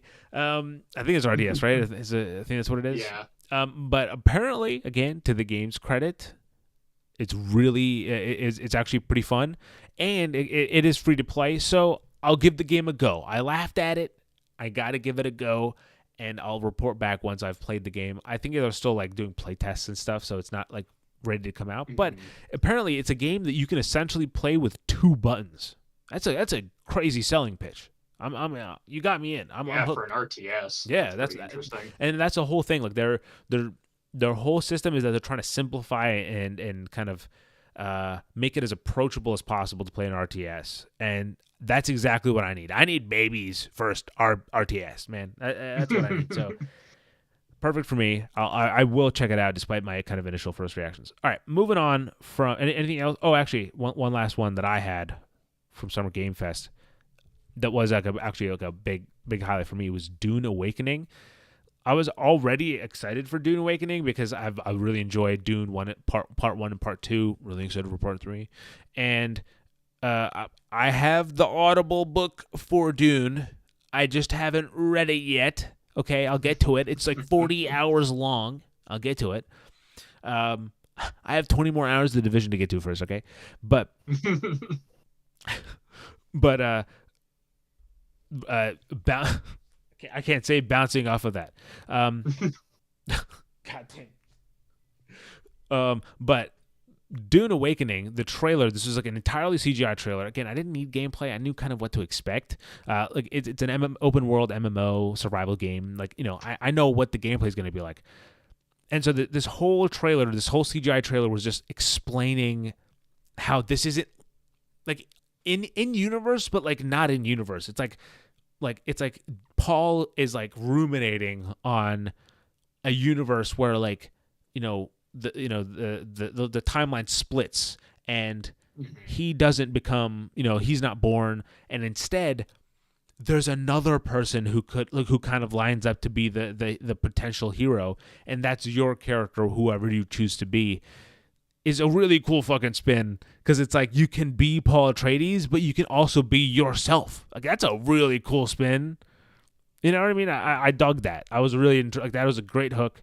I was already in, but that got me in even further. But yeah, that was certainly got me hyped. Yeah, I definitely would like to see some gameplay from that game. I feel like pretty much every trailer has been like a CG trailer that I've seen for it. And like, I'm not one to really get No, into that's fair. That's MMOs, fair. so it's probably not going to be one for me. But I do think, Dune's probably in the highest point that it's ever been as far as like, Right? Yeah. It's just fan base stature, however you want to say that. Like, yeah. it's got its fans, so I'm sure it's probably going to be a pretty big hit when it comes out. Yeah. I mean, look, at the very least, that like, I very bare minimum, Nick. All right, it's an MMO on a place with a lot of sand. The developers have made Conan Exile, which is essentially an MMO with a lot of sand. We got the gameplay, Nick. We understand. I feel like you just need to catch up to that. We're just taking that, applying it to Arrakis. All right, that's all that's happening. I'm not saying it's a one like copying textures. All right, it's a bit. It's a bit, but There'll be some DNA. That's what you're saying. absolutely, I have to imagine like if you nail. I mean, because like Conan Exiles has gotten like a lot of support. I mean, it's been what 2016 that game came out. Something like that. Anyway, Sounds about right, it's been yeah. getting support for a lot of years. So like, hey, like I imagine that there's a solid loop that they have, a core base. I have to imagine they'd build on it. But either way, that on Arrakis is exactly what I'm looking for. I'm not saying that they're going to just, copy and paste, sand, copy, sand, paste. I don't think that's what I'm not joking about that, just to make it clear. But anyway, any other, let's see, highlights. Oh, damn, I flashback myself again. I think we hit all the ones from me too. Summer Game Fest. I mean, I had like Alan Wake DLC on there, but we already talked about that. Yeah. So, all right, now we get to the Xbox Games Showcase. Get the hell out of here, Austin. If I see that Austin crap, 3 said I couldn't talk about Killer Bean, so get the. I'm gonna no, absolutely not. Audience, listen real quick. It's about a bean that shoots guns like Max Payne. Don't. What are you talking about, man? Don't you dare do that again, Nick. I'll have to mute you, dude. I'll do it. I have the power. Don't do it. All right. All right. Now we get to a Summer Game Fest. Sorry, Jesus Christ. That's how you just messed me up. No, get that hashtag out of here. There's no hashtags allowed. Oh, I see how it is. I see how it is in this chat. Someone's asking for a ban, Nick. That's what I'm saying. All right, it's time to talk about Xbox Games Showcase, which was showcase by far. Crazy, absolutely. They totally killed it. I mean, I've said before. I think we talked about it in our last episode of our favorite E3 memories. That PlayStation had really nailed the art of the physical showcase. I think if there was if someone had nailed a digital showcase, I think Xbox just did it this year. And if they didn't have if they hadn't stepped in the shit that they put down in front of themselves just a month before the showcase, I have to imagine this would be like a crazy high for Xbox fan. Like this is the moment. Like, I'm getting Fable. I'm getting Avowed. I'm getting Gears War. I'm getting Perfect Dark. I mean, dude, it's hit after hit. I mean, and then also, even the games that they showed at the showcase, like what was it? Oh, it was some Age of Mythology. Like even Age of Mythology and stuff like that, where I was like, I'm not a fan of. Like, I'm not as into this, as some other people like Austin or Alexa might be. This podcast will be available on day one on Xbox Game Pass. Yeah, absolutely. Listen to it exclusively on Xbox Game Pass. But let's see. It was Jesus Christ, dude. I can't read these comments. But even the games that I know that I'm not into, I'm still kind of I thought that just looked really awesome. So yeah, overall, really solid showcase from Xbox this year. Yeah, I think Doom: The Dark Ages was probably like not to play into my podcast trope of being like the boomer shooter guy, but I think Doom: The Dark Ages was probably my favorite thing out of all of the showcases. I will say, dude, like so I can picture the showcase, you know what I mean? So it started off with Black Ops 6. Obviously, it looked awesome because it's Treyarch, it's Call of Duty, it's they're selling this shit to you. All right, there's like some part of I firmly believe that if you played Call of Duty at some point in your childhood, even if you don't play Call of Duty anymore, you'll still watch a Call of Duty trailer and be like, yeah, that's it. That's still it. They're shooting guns, they're running around, and there's some good music playing. That's all it is. And obviously the graphics crazy, highest of fidelities. In these games. Definitely seems like a step up for this one. Yeah, so so they did have a whole direct afterwards to talk briefly about Black Ops 6. If you wanted to, since you're hot off the heels of Black Ops 4, Nick. So Black Ops 6 coming to Xbox Game Pass day one. It's a continuation of Black Ops Cold War, but it ties into Black Ops 2 officially. That's the kind of how it fits into the narrative of the story. And it's takes place in the 90s, I believe the early 90s, or somewhere around that time. And it looks high octane. You essentially play as a character who's gone rogue. It's so funny because like I think like I don't know, I don't know what it is like uh, about rogues. Rogues really like we got the Rogue Prince of Persia. Rogue agents. We Yeah. and we got rogues here. Also the year 6 of the Division 2 is called the First Rogue, referring to the dude that lives. So yeah, it's the year of rogues. So excuse me. Okay, hold on. Talk. I need to get water. Yeah, sure. So Black Ops 6, we have, like you were saying, set in the 90s. It's definitely more of the spy thriller vibe. I think a lot of people, when the rumors were going around and it was Yeah. being referred to as Gulf War, I think a lot of people were thinking it was going to be more of like a war thing. But this kind of gave me like, I don't know, like it's slightly edgier Mission Impossible vibes, dude. Where it's like that's where they're careening towards, dude. That's where they're careening towards. Mm-hmm. Oh, here's the official description that's been definitely copied and pasted into the chat. Set in the 1990s, after the events of Black Ops Cold War, Black Ops 6 throws players into the middle of a conspiracy where a shadowy force has infiltrated the U.S. government, with anyone who resists being branded as a target. I think is what was meant to be. I don't those. I think there's a max cap on YouTube comments. Yeah, so that's the general gist of Black Ops 6. Honestly, look, it looks really cool because it's Call of Duty, but will I get there? We'll see. It's Game Pass. If the stars align at the time, I'm sure I'll dip my toes in at the very least, at least to experience the campaign. Because man, I really hope they really knock it out of the park with this one. I can't wait. I really hope they do. I hope it's a really awesome campaign.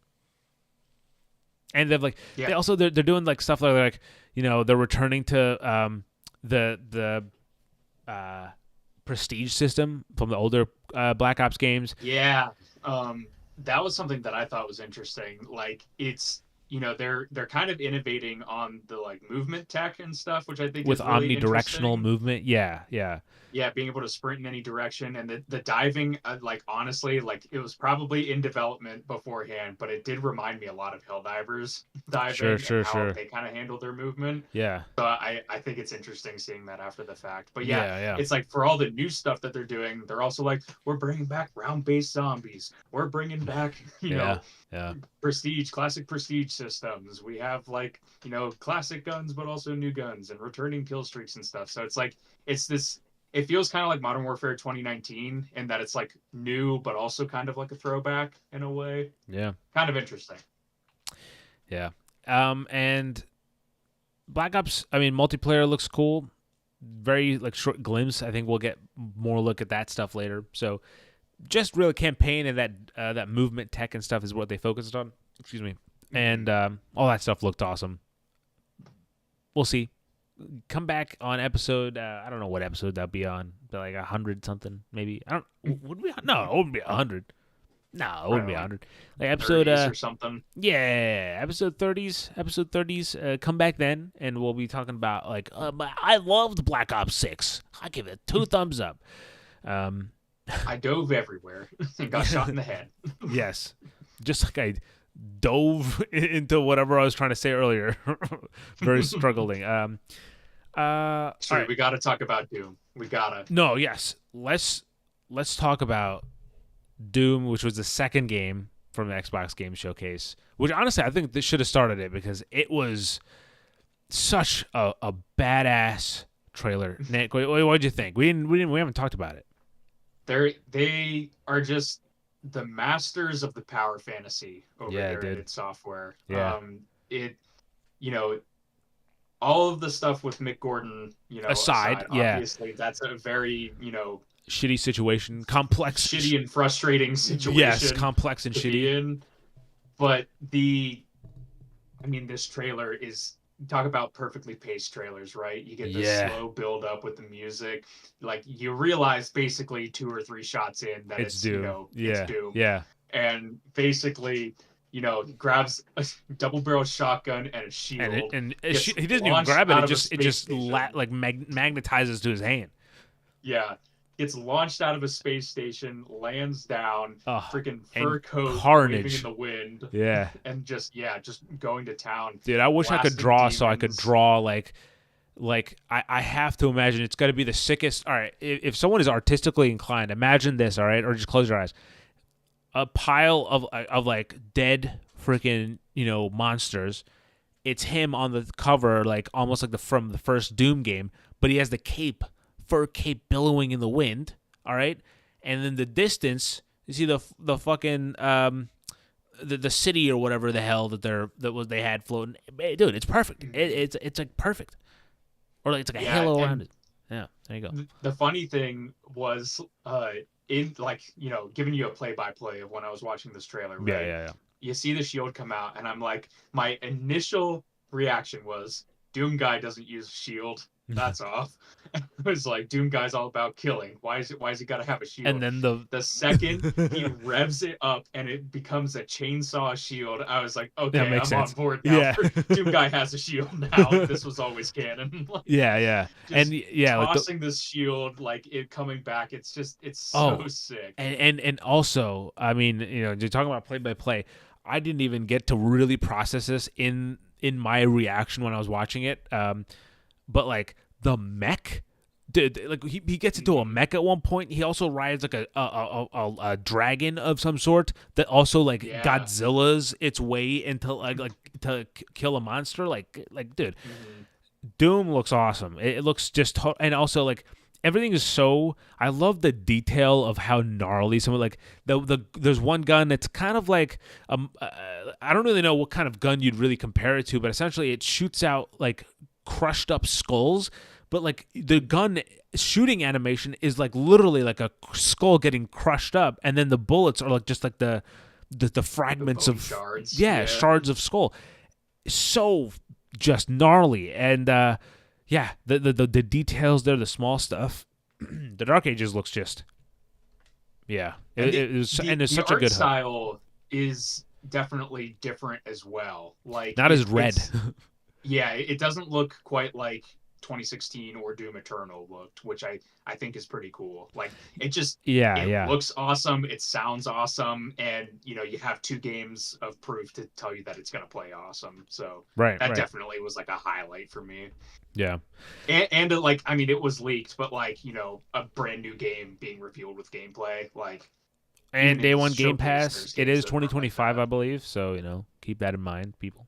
And Um, coming to PlayStation officially. So oh, did they say? Oh, wow. Okay, coming to PlayStation. yeah, Wow. it's not in their showcase trailer, but in the general Bethesda Sure, trailer, it sure. does include PS5. Wow. Okay, cool. I mean, it makes sense. It makes sense. Doom is a very popular game. I mean, it would be weird if they bought a game that was like most known for having roots as a game that plays on everything, and then you're like, Hmm. this is only on our console. It'd be a little Right. weird. Yeah, yeah. But, all right, State of Decay, depressing trailer, but looked cool. Please I thought stop it me. was really Yeah, interesting, real quick, yeah, because I'm not sure how long we're gonna spend on it. The way that they edited it between like CG and gameplay, it yeah. looked pretty seamless, which No, was it pretty did. impressive. Yeah, yeah. They definitely, yeah. The kind of the tone of everything really synced well. So like it kind of like the gameplay even kind of looked like kind of just stylized shots. It was like yeah, Hmm. it was well done. Um, again, we talked about Dragon Age already. Expedition 33 looked interesting. We got another look at. Yeah, What'd you say?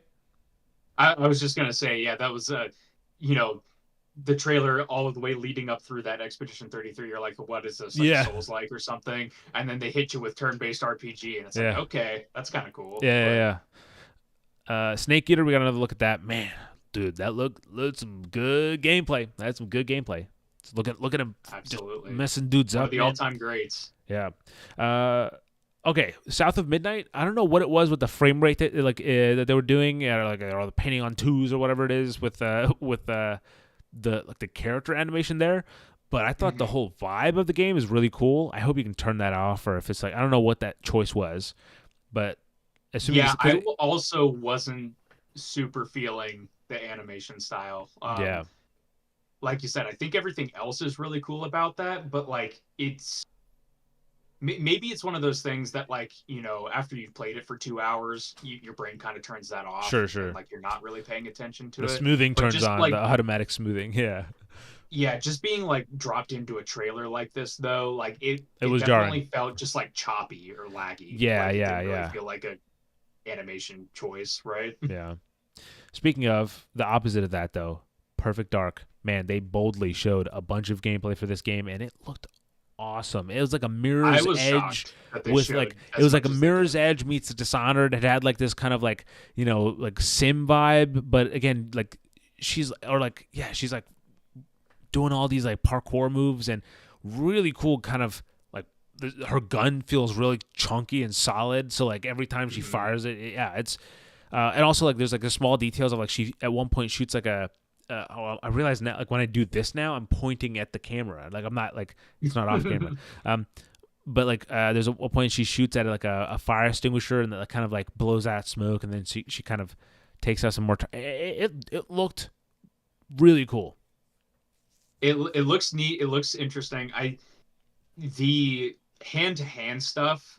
Uh, Again, like I obviously they're still working on it. I don't even think they put a year on Perfect Dark, but like it felt like a little stiff, or just like watching it, I was just like, what is this? Are we like highlighting enemies potentially and like bouncing between different like combos on enemies, specifically in that sequence when she's like running away Sure. after the agents come in after her. Yeah, yeah. Like it looked a little odd, but it didn't look bad. Like it just No, looked yeah. like it different. So it'll be interesting to see like how much of it's like hand to hand versus Yeah, FPS kind yeah, of definitely. gameplay. A competitor for a game that we talked about during State of Play, Conquered. This is Fragpunk, another first-person shooter. Again, not like CS:GO.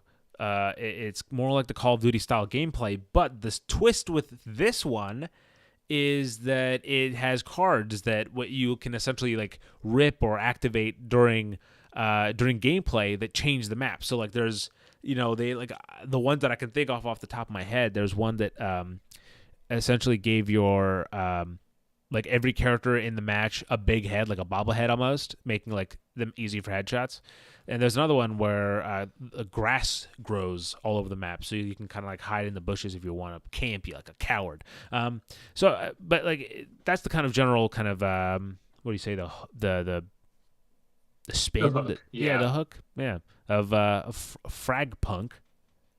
What do you I think? I thought this one was like kind of interesting. I do like the gimmick there. I I know will one say of the yeah. other ones in like earlier in the trailer. I don't think they showed it, but like it was on screen. Was like it would like flip the level upside down. So like it sounds cool. South The Park Snow gameplay Day has the looked. same concept. Get the hell Oh out of really? here! Oh my god. Yeah, stylistically, I think it looks okay. But I don't know. I feel like I kind of need to see a little bit more before I'm like really sold on it. So here's a fun. I look. I feel like I've been a very good communicator this episode because I'm able to tell you guys about things that no, I'm just witnessing kind of casually. You know what I mean? Um, okay, so there's a game called Friends versus Friends. All right, I I've heard about this game. I remember actually getting press release for it, but essentially it's I mean, is there like a description I can find about this game? Okay, so it's described on Steam as a frantic online PvP shooter that combines combat and deck building. Choose a character, customize your card-based loadout, and get ready for the fights of your life. Okay, so that's the concept of Friends versus Friends. And so I was on found it amusing earlier a few days ago when I saw a tweet from Friends versus Friends that said, "Good morning at Play Fragpunk. Get out of my property. Kind regards," and then a cat emoji and a knife emoji. So yeah, I just wanted to, again, I'm just passing the news through. I just reporting. I'm a reporter. That's after all. I'm reporting on what I saw. Okay, Fable looked cool. I'm sure people are very excited about finally getting another look at Fable and that it's still alive. Yeah, I mean, I still want to see more gameplay. I feel Oh my like other god. trailers spoil us in that regard, and just kind of seeing the couple little bits sprinkled in with the Yeah, the Xbox cutscenes. Game Showcase had a lot of solid gameplay stuff. So the ones that didn't have gameplay definitely stood out. Yeah, I Oh wanted a my god. perfect dark trailer for Fable, and it Sure. didn't really It really happen. needed. Yeah, yeah, yeah. That So would have been cool. That'd have been cool. I'm sure we'll get it. Well, yeah. Honestly, it's lined up pretty well to be a pretty perfect slot for Xbox. I think this kind of whole showcase really says like this is what Xbox has been building up to in terms of mhm, all those games that they've been buying up, all the studios I mean that they've been buying up. This is that moment that they're hopefully going to hopefully stick the landing. Again, we have to wait for these games to come out and see if they all hit, but they're right. all looking pretty good right now. How many good Xbox trailers have they been in, and then the game comes out to a 74 on Right, Metacritic, dude, right? I was Like, super into Redfall, man, and you know what? Again, a game I do not hate, despite having played it before, like all the patches or whatever. I enjoyed it. All right, mixtape, awesome. Oh, dude, I was so into mixtape. That was totally not usually my type of game, but I did think that it visually looked really interesting, and I think it is a very unique and kind of untapped yeah. area Like of there's video something about the games. whole. Again, I say the vibe, but like the vibes matter in video games, guys, and like the when they start like floating through the like the fields. There's like a video of this, Mhm. and it might even be in like a. There's also a commercial that I think recreates it, but it's Mhm. essentially like the same kind of thing. It's like floating through this. Like there's like human beings, obviously, like wired up, but like made to look like they're just kind of like floating through the fields. So to see that in gameplay was kind of cool, and yeah. So the whole also the music of that game, and also the fact that like it's kind of really into that. It's it's the generational music, and you get that whole like you get Joy Division in there and stuff. It was crazy. Really Yeah, looking real forward. quick. Yeah, it is them. It's from the people that did The Artful Escape, if you're Oh, familiar okay. with that game. Similar kind of music based vibe Yeah, though. man, yeah, dude. Mixtape looked awesome. Uh, okay. Uh, Life is Strange. I'm gonna say this briefly. I liked the first Life is Strange. That's all I've played. But Life is Strange. Double exposure looked friggin' cool. Indiana Jones and the Great Circle. I'm looking forward to this game. This trailer was very cutscene heavy though. I will say that. I look. I don't know what it was. Okay. Okay, look. I just played my first Machine Games game recently and had a good time with it. Okay. But that being said, I don't quite know how to feel about Machine Games doing. I mean, it makes sense that it's like a protagonist is taking like against Nazis. It makes sense that like Mhm. Machine Games would be like I'm in. But Yeah. that being said, again, another thing you can take a shot after every time I say, um, it. I don't know, something about like watching the gameplay here, and maybe it's like the way that the gameplay was presented, or the recorded, or present or shot. I don't know, but like the action, like when Indy's like punching people, it looks like a movie punch, like where he's not actually like hitting the punch. And I was like, are they doing it on purpose? Like, is it like meant to look like that? Because it's like it's a movie, because like they're not really punching each other.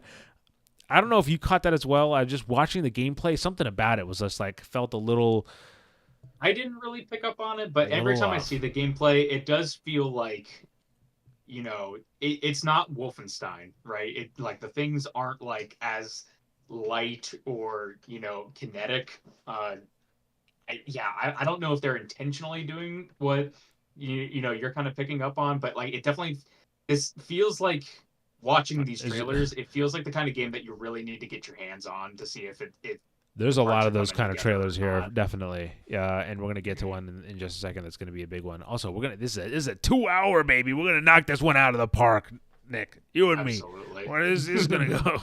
We're about to cross the threshold, and we still have a showcase and a half to get through.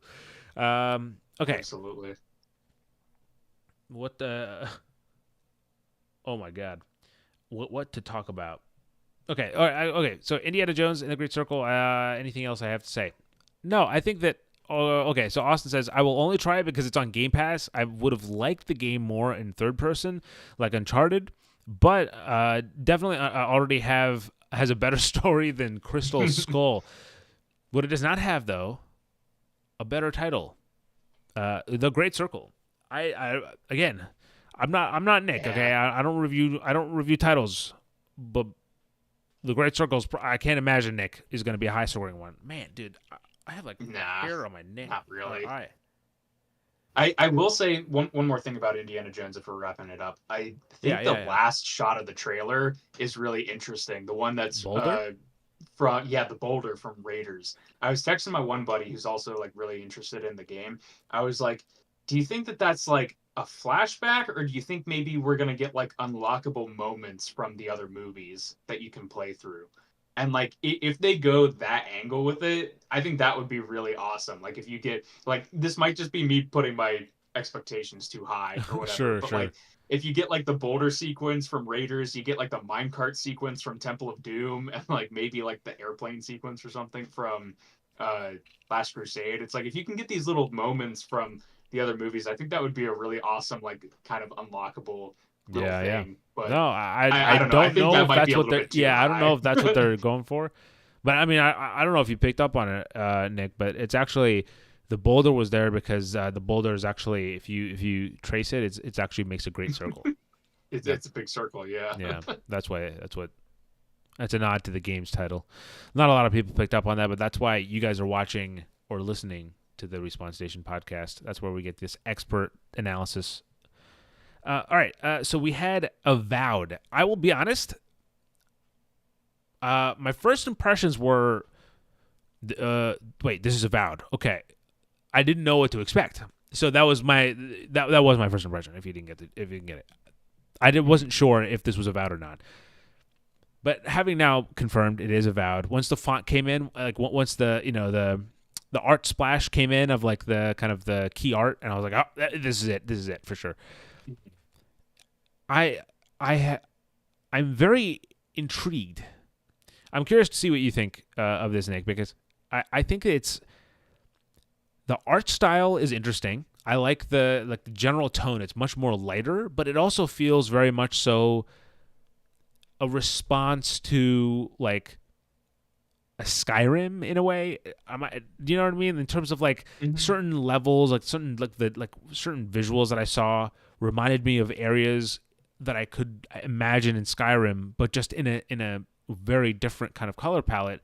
And so if you kind of look at, again, this is going to be very reductive. I understand, but if you look at the Outer Worlds as kind of like, hey, we're doing our own Fallout, like kind of our own Mhm. thing here.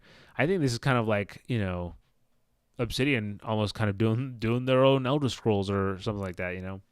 Yeah, you're hitting on like two components that I think actually combine together. So this game did start out that way, like they Oh, exactly how you're really? describing it. Yeah, they said that they wanted it to be Obsidian Skyrim, and Oh Outer Worlds shit. was Okay, Obsidian's I genuinely Fallout. did not know that.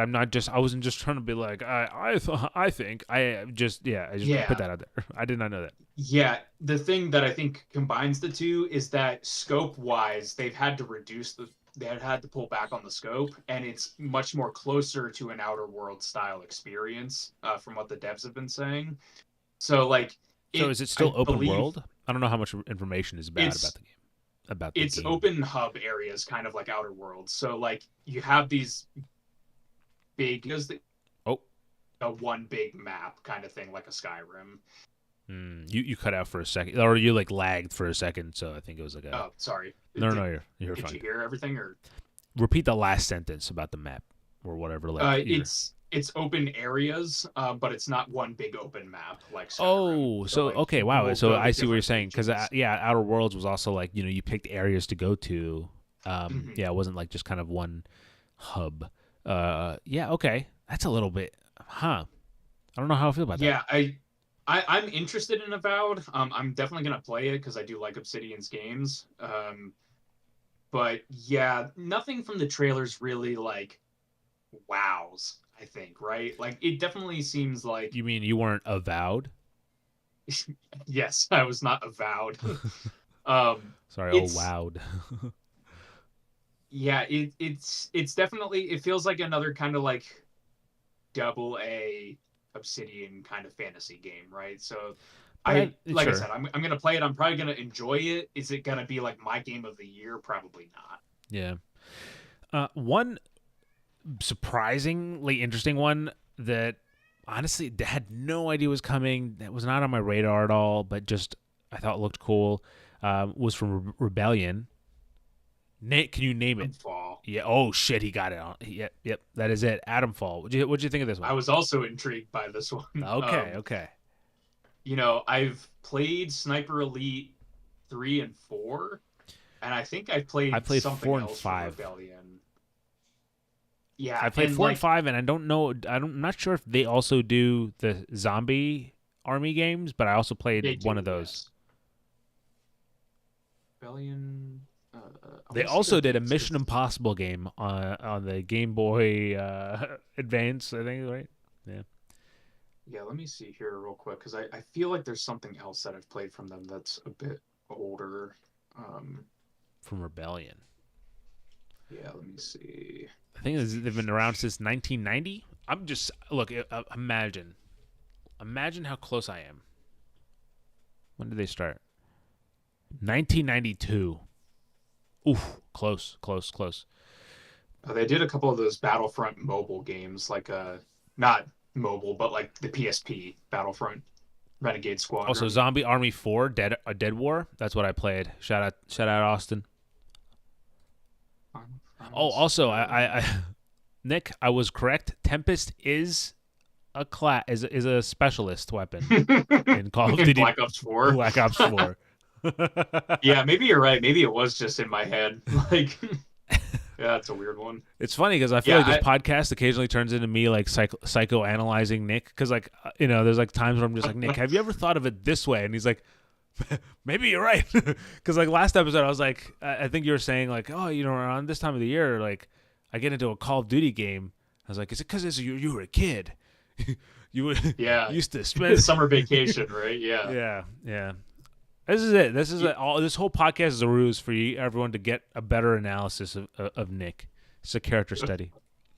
Uh, But yeah, back to Adam Fall. yeah, Interesting that it's in first person. yeah. Totally didn't expect this from like. Yeah, there's like certain things I can kind of understand from Rebellion. I can kind of like see strands of like what I'm familiar with in like a Sniper Elite. But yeah, they totally different kind of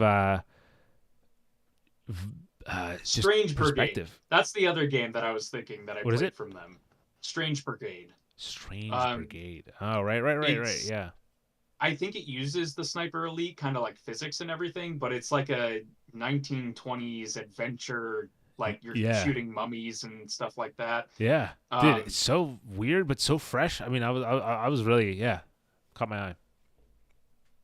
yeah, it'll definitely be interesting to see how it develops a little bit more. Like I think the trailer was a good first look. But yeah, similar to what I was just saying with Avowed, I feel like it's also, maybe not working Sure. with the highest budget in the world. Yeah, but here's the thing though, like I understand that when going into certain games. I don't know if it's because I've with all due respect, I love you, but THQ games, I play a lot of THQ games, and I go in and I know that this is not a $70-$80 game, or 60, Mhm. sometimes not even $60 game. So I understand certain like kind of with that expectation going in, and oftentimes I think that like that's been fine with me. That's worked, like going having that in mind. But I can certainly understand some people just like it has to live up to a certain kind of expectation. If you have a diet of like Call of Duty, maybe the occasional EA game, you're like Fortnite. the Naughty Dog God of War, and then you're like, this one not so cool. Uh, Yeah.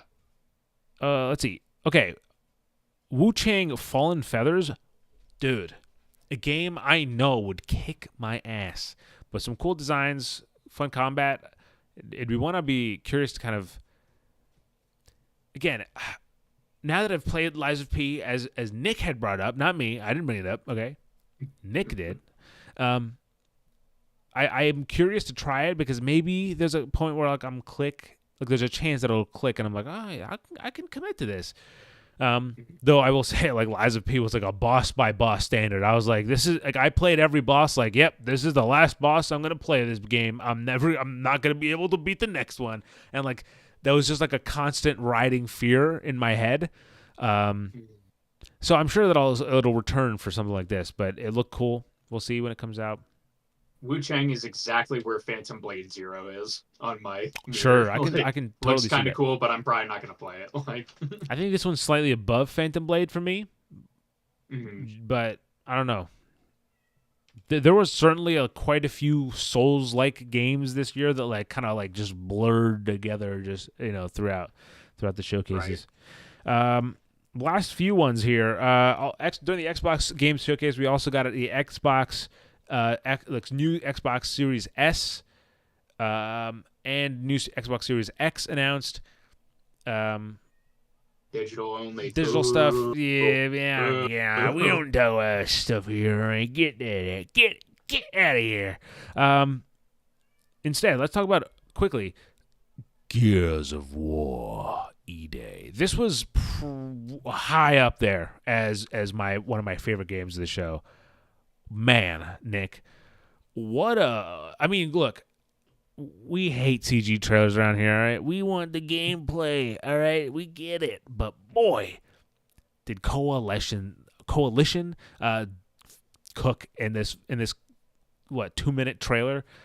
It's so compact but like intense, and then the way it kind of the story in the small little, cutscene develops. And then, to top it off, Mad World slowly creeps in the background as you cut to the wide shot. I mean, man, oof. Talk about new, but also throwback at the same time. Like you're kind of talking about with Black Ops. Like, while I was watching the trailer, I was like, this feels like Gears 2 era Gears of War. Yeah. And not like the color palette and the vibe. Yeah. It definitely felt that way. But no, you're absolutely right, because it's definitely like the ultra realism that the last Gears, the main Gears game was. Though, from my understanding, also I think if I to correct myself, if I did, I think may have said Gears of War 6 already came out.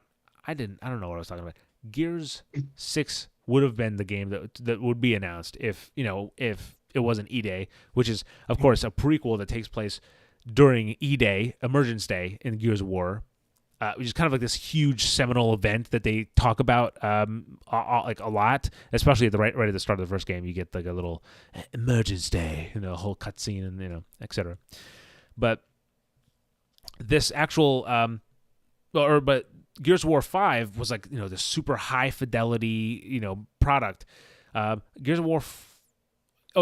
5 and Gears of War 4. Those two was the part of a trilogy, I imagine, that is now getting a hiatus, I'd imagine, right? Because I haven't played 4 or 5. I was waiting for this trilogy to end, but now I'm going to play them anyway because I don't think I'm not going to wait anymore, right? But now you have, so Judgment 1, Judgment 1, 2, 3, 4, 5, and then E-Day. There you go. That's how you wrap. Don't forget about Pop and Tactics. Oh, my God, I forgot about Pop and Tactics. Gears of War Pop. Pop is canon. Is it really? I have no idea. Oh man, just mobile bullshit. So. That's crazy. Yeah, no, Tactics I've heard is actually a very good game. It's just like again a genre that I've been so far not very familiar with, but I'm always open to trying new things. So who knows? Maybe I'll. Yeah, I'd be interested to give it a try. Like you said, I haven't played 4 or 5 either, so I've kind of been out of Gears for a bit. But there's definitely, I'm like, that's pretty cool that it looks like the older ones. I wonder if they would stick to the gray kind of tone of the trailer, or if one thing also to highlight about Gears, as I'm also kind of consuming all this influx of news and information about all these games. So Gears of War, a little bit of the stuff that we do know so far about it is that it is not good. So Gears of War 5, Gears 5 is more of Yes. a semi-open world-ish kind of game. It's a little bit more open than like Gears of War 1, 2, 3, which are very linear experiences. This game, they are saying, is a linear game. I imagine it's going to be, again, I think they're really honing it back to what Gears is known for, taking it back both literally and kind of, I guess, metaphysically or metaphorically. I don't know how you explain it, but yeah, I'm looking forward to it, man. They absolutely just everything about it. I watched the trailer several times, just like, yeah, this is it. This Gears, baby, coming back.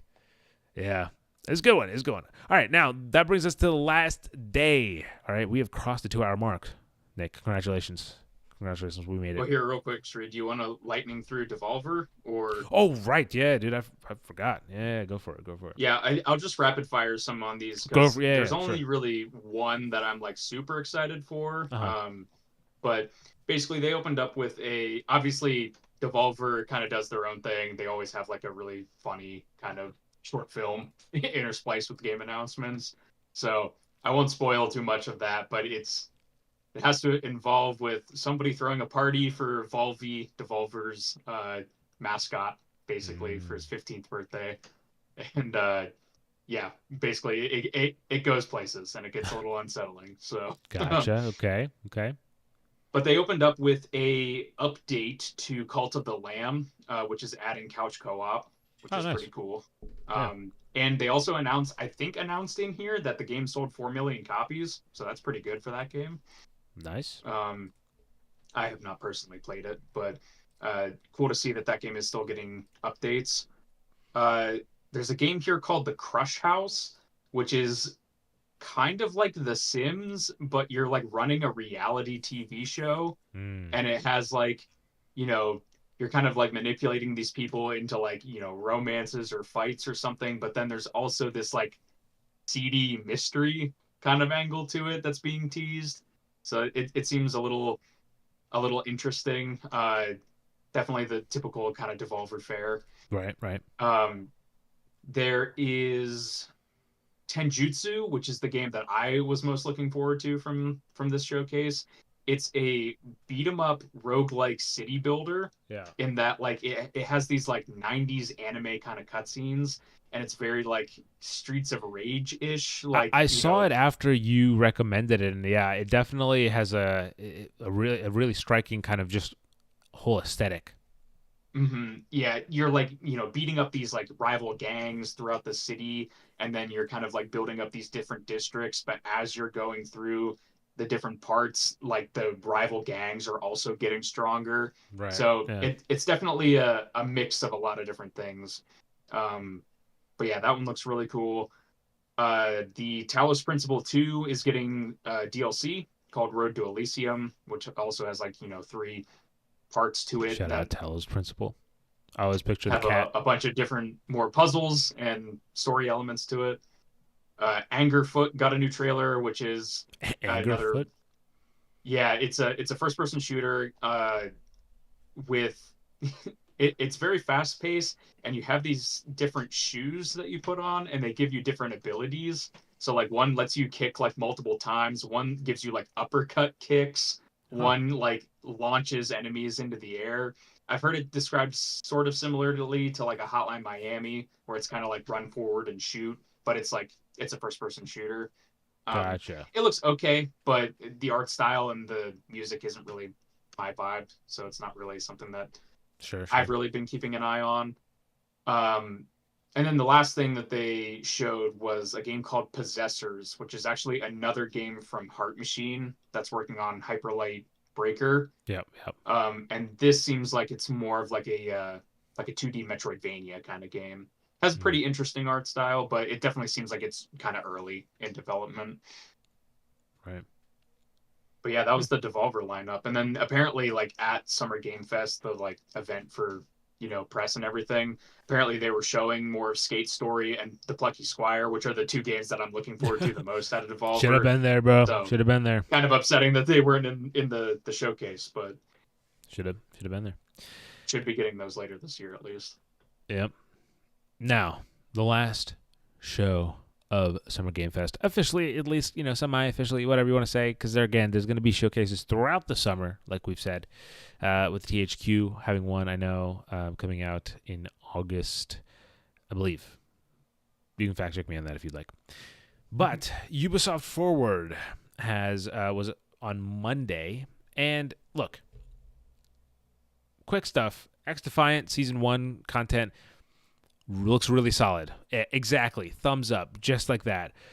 It has 3 new maps. So every month of the season, each season's 3 months, there's going to be a new map. And all 3 maps, by the way, looked pretty cool. Very vibrant. Very nice. And also, they'll add 3 new weapons. Like, again, this is stuff. If you listen to the podcast, you'll know this stuff already. All right. This has been expressed. And the new faction, they announced the first faction coming into the first season of the game, and it's GSK from Rainbow Six Siege. So Rainbow Six. I didn't actually look into it, but I was like, this looks like Rainbow Six Siege. Yep. And again, I'm pretty sure that it'll be similar to how the DedSec was, where you have to kind of earn the operator, as you by playing the game. But looking forward. Does GSK hype you up, Sri?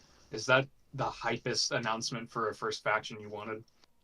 No, I don't see. I'm not a Rainbow Six player, so I don't know. I'm sure there's a Rainbow Six audience that probably they were targeting with this. I don't know who I would have brought out. Maybe honestly, selfishly, I'd say an Assassin's Creed faction would be the one. But I have to imagine that a lot of that stuff it is getting tweaked and balanced. And to the developers' credit, they've been very transparent about the literally today. There's been an update that, like I said, that patched the jumping stuff, but also there was netcode fixes, game mode, kind of tweaks, gun tweaks, just constant updates. And on top of that, on top of the kind of the fine tuning that is important to, in a first-person shooter kind of online game, I would liken it, Nick, if you'd take me, allow me this metaphor, to Furiosa. It's on a war rig. The developers are Furiosa, and the game is the war rig. Once it's out, it's on the road, and you got to fix that shit as it pops off. You got to put it back on, twist it. And all right, I see where you're going with it. And that's the game development for you. So they're doing a good job with that. Like I said, TDM is coming out, is confirmed to be coming out. Same thing with Search and Destroy. The first season will have the new game mode will be Capture the Flag, which is cool. Again, not the biggest Capture the Flag fan, but I'm looking forward to kind of everything slowly kind of developing. And overall, I thought the X Defiant stuff looked awesome. I'm going to keep playing it. Then the Crew Motorfest stuff. Nick, hates everything fun. I think he's gone on record and said that. So he's not going to be returning to Crew Motorfest to explore this new island. But as a new owner of this red car that from watching the Ubisoft Forward on Twitch, because of the Twitch drop, I have a red car now in Crew Motorfest to look forward to. So absolutely, I'm going to drive that. You meant a real car? No, I don't. No, I don't have a red car in real life. No. But no, now I can drive that fake car and on this new digital island that's going to be added to this game. So I'm looking forward to it. Like I said, Crew Motorfest, off of sheer numbers alone, was one of the most played games of last year for me. Just because I played it all the time with had a podcast in the background, just wanted to relax, not think about anything. So yeah, looking forward to at least having a little bit of fun. I know maybe just a few hours just to see what's going on with all the new stuff. But again, that's coming later. The two, I think there's some Rocksmith stuff in there, thrown in there as well. But the two big hitters that everyone was expecting was Assassin's Creed and Star Wars. All right, I keep giving the freaking thumbs up, man. Okay, so to talk about Assassin's Creed Shadows, it was actually showed off at the Xbox Games Showcase, and I gotta be honest with you, Nick, for the first minute of the gameplay, I was like, is this Xbox's a Ghost of Tsushima? Is this is that what this is? And then I slowly was like, wait a minute, that's a hidden blade, and that's the character. And then obviously you get the full reveal. It's Assassin's Creed Shadows, Mm-hmm. but that further emphasizes my point that it does not feel like an Assassin's Creed game through and through. But that being said, we got an extended look at the gameplay, and then an extended look at the gameplay right after that, and the post show as well, for about like 15 minutes maybe. And look, this game looks so good. I am so into this game, Nick. I can't tell you, man. I'm like, I know this game's gonna sell, dude, fucking gangbusters. It's gonna outsell Valhalla easy because they're doing the thing that I don't know if it's like the thing that's gonna nail it. I like the thing with certain Assassin's Creed games, like even Valhalla, it'll sell, but like the critics' consensus might not all be positive, but it'll sell well. I think Shadows, I really hope it does like sell well, and also obviously is a good game, because I think it gives you a mix of both the stealth. You can go the shinobi route, or you can go the samurai route. And so you can go a stealth assassin or kind of more tanky brute. And also he can also do like a samurai sword as well. So he's not like entirely, just tank. But Just a giant spike club. right, yeah. So both of them is a nice balance, because for most of the game, from what I have a few things kind of noted down about the game. So the most of the game is switchable, so you can, like, every mission you can pick, hey, pick this character or that character. There are some missions where it is one character's perspective. You have to play as a certain character.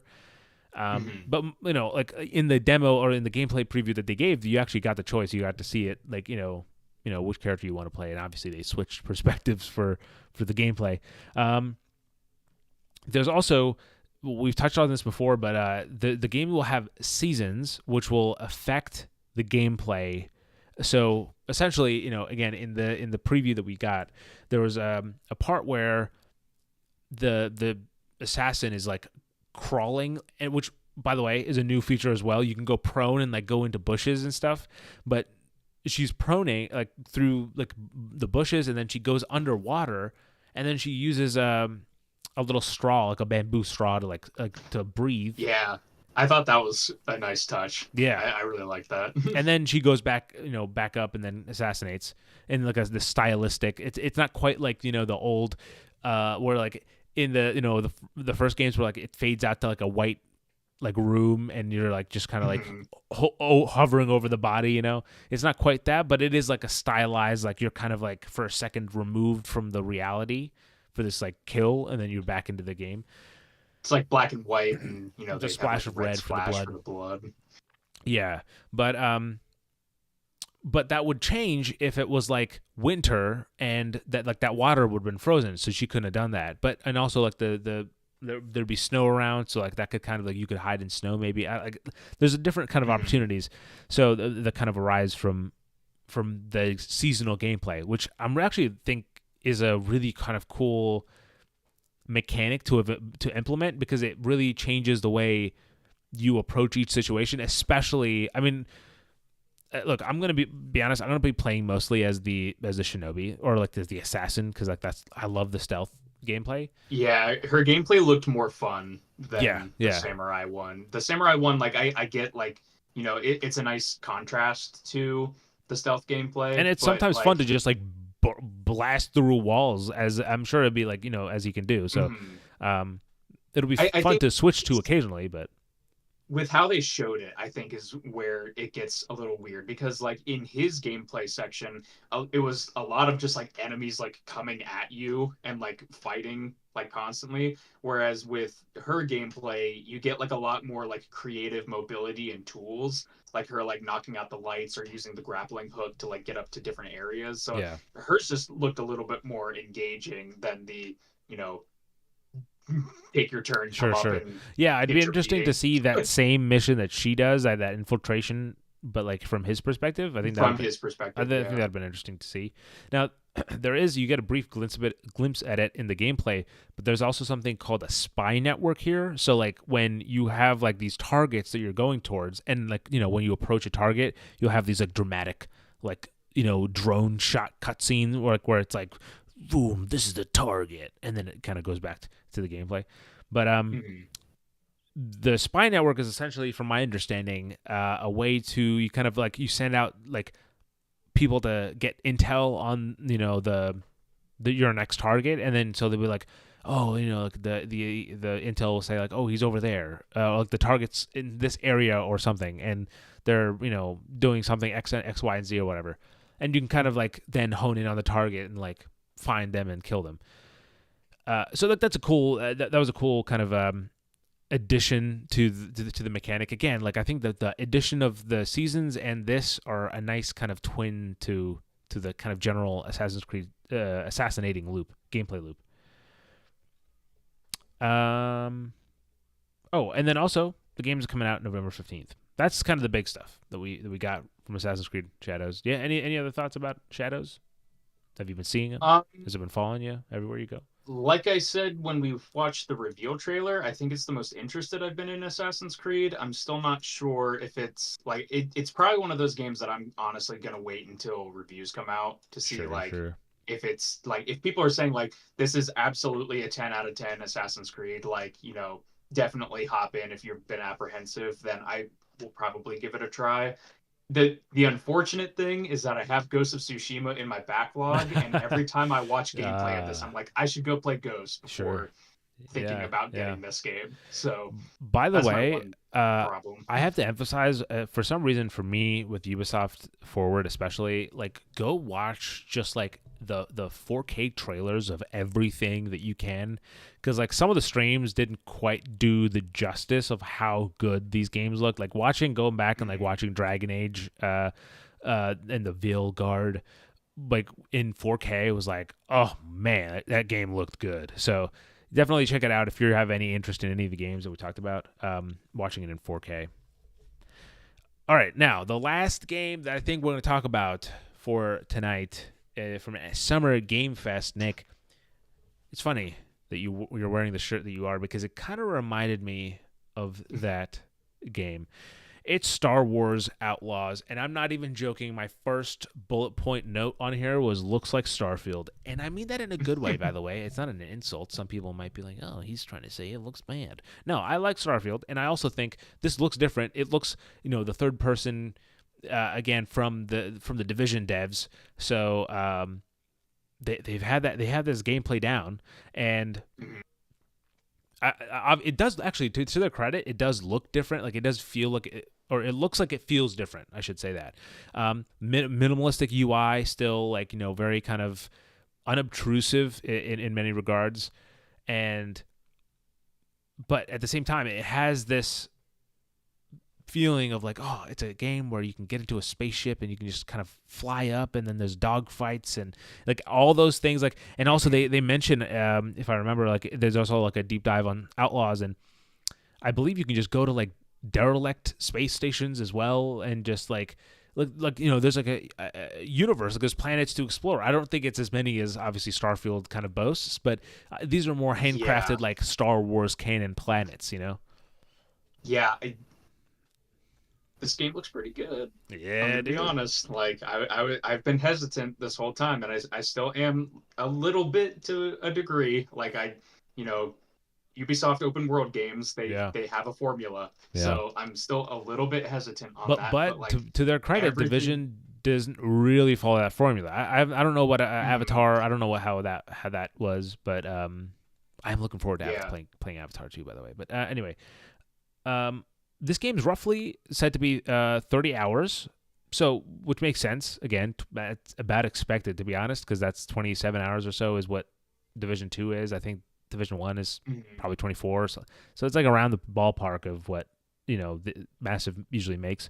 Now, just to I don't, and what do we? I mean, what are your thoughts, Nick? Let's take a like. What do you think about uh, what we saw here. I First of all, I think it looks really good, like artistic wise. Like Yes, I think the environments look awesome. They are definitely nailing this kind of like seedy criminal side of Star Wars really well. definitely. Yeah, Um, it's it sounds like, it's an open world game, so it's obviously gonna have like things to go find, little, things on the horizon to go distract you from your main goals and everything. So, but honestly, that's kind of the type of game that I want it to be, right? yeah, So yeah, I'm down for that. Like you mentioned, the space combat, the on foot stuff seems pretty good. yeah.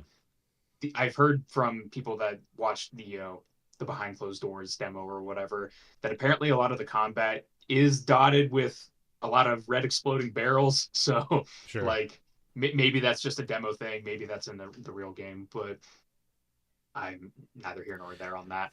I think the it just looks like a fun game, and it looks like they are sticking true to that like kind of, criminal sort of storyline and like RP. So again, Yeah. like outside of like the Ubisoft open world thing, the my one concern that we've talked about many times is like I don't want this to be another I'm actually a rebel lol like kind of Sure, sure. Like, story. yep, yep. So that's still again gonna be remains to be seen until that game comes out. No, But I like do like the yeah. everything they showed, like this is easily probably in my top three from all the I showcases. Like also I would agree as well. I'm pretty hyped on it. Because I mean, as a recent Star Wars fan, as someone who's recently become awakened, I think like it's been like this feels so kind of awesome to look at because I imagine like for me, what I'm going through right now, looking at Outlaws, is probably what all those potheads felt like when they got Hogwarts Legacy. They're like, oh my god, it's fine. This is awesome. I can finally live in this world for a little bit. Like that, I can. That's what I'm That's a hoping good for. comparison. Yeah, I bet that it's a pretty similar kind of Yeah, experience. and so like everything about this game looks so awesome. Like the fact that like there's like like, this reputation that you build out, and like they said like you manage the reputations yourself based on your actions. So like you can go to certain territories, or you'll be allowed to go to certain territories, or you won't be allowed to go to certain territories, or at least without risk. Hmm. Based on that reputation, some people like if you want to do something, you can just go up and talk to them if if you're on good standing versus like not, which was cool. Also, the gameplay wise, you're mainly you have your pet that or a partner in crime, I'll say, because I think it's maybe a deeper bond than just a pet. But Hmm.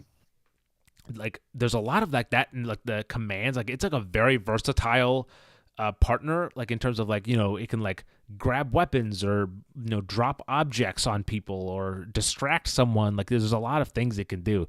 Hmm. And along with that, you have a blaster, which I do appreciate that like there's like something about like just the way like the character fires, it feels like almost like a Han Solo, like she's almost doing that like that pose almost every time. It's like just kind of like almost Hmm. halfway there, with yeah, with the firing. And so the blaster has like a few different, I think 3 modes. There's like a stun, so like just to like knock people out. There's a kill, I'd imagine, like a blaster, like a full blaster, I guess. And the third one is like Hmm. a charged blast. And then yeah, we got look at least 3 planets in the deep dive that like we were like that happened after the main Ubisoft Forward.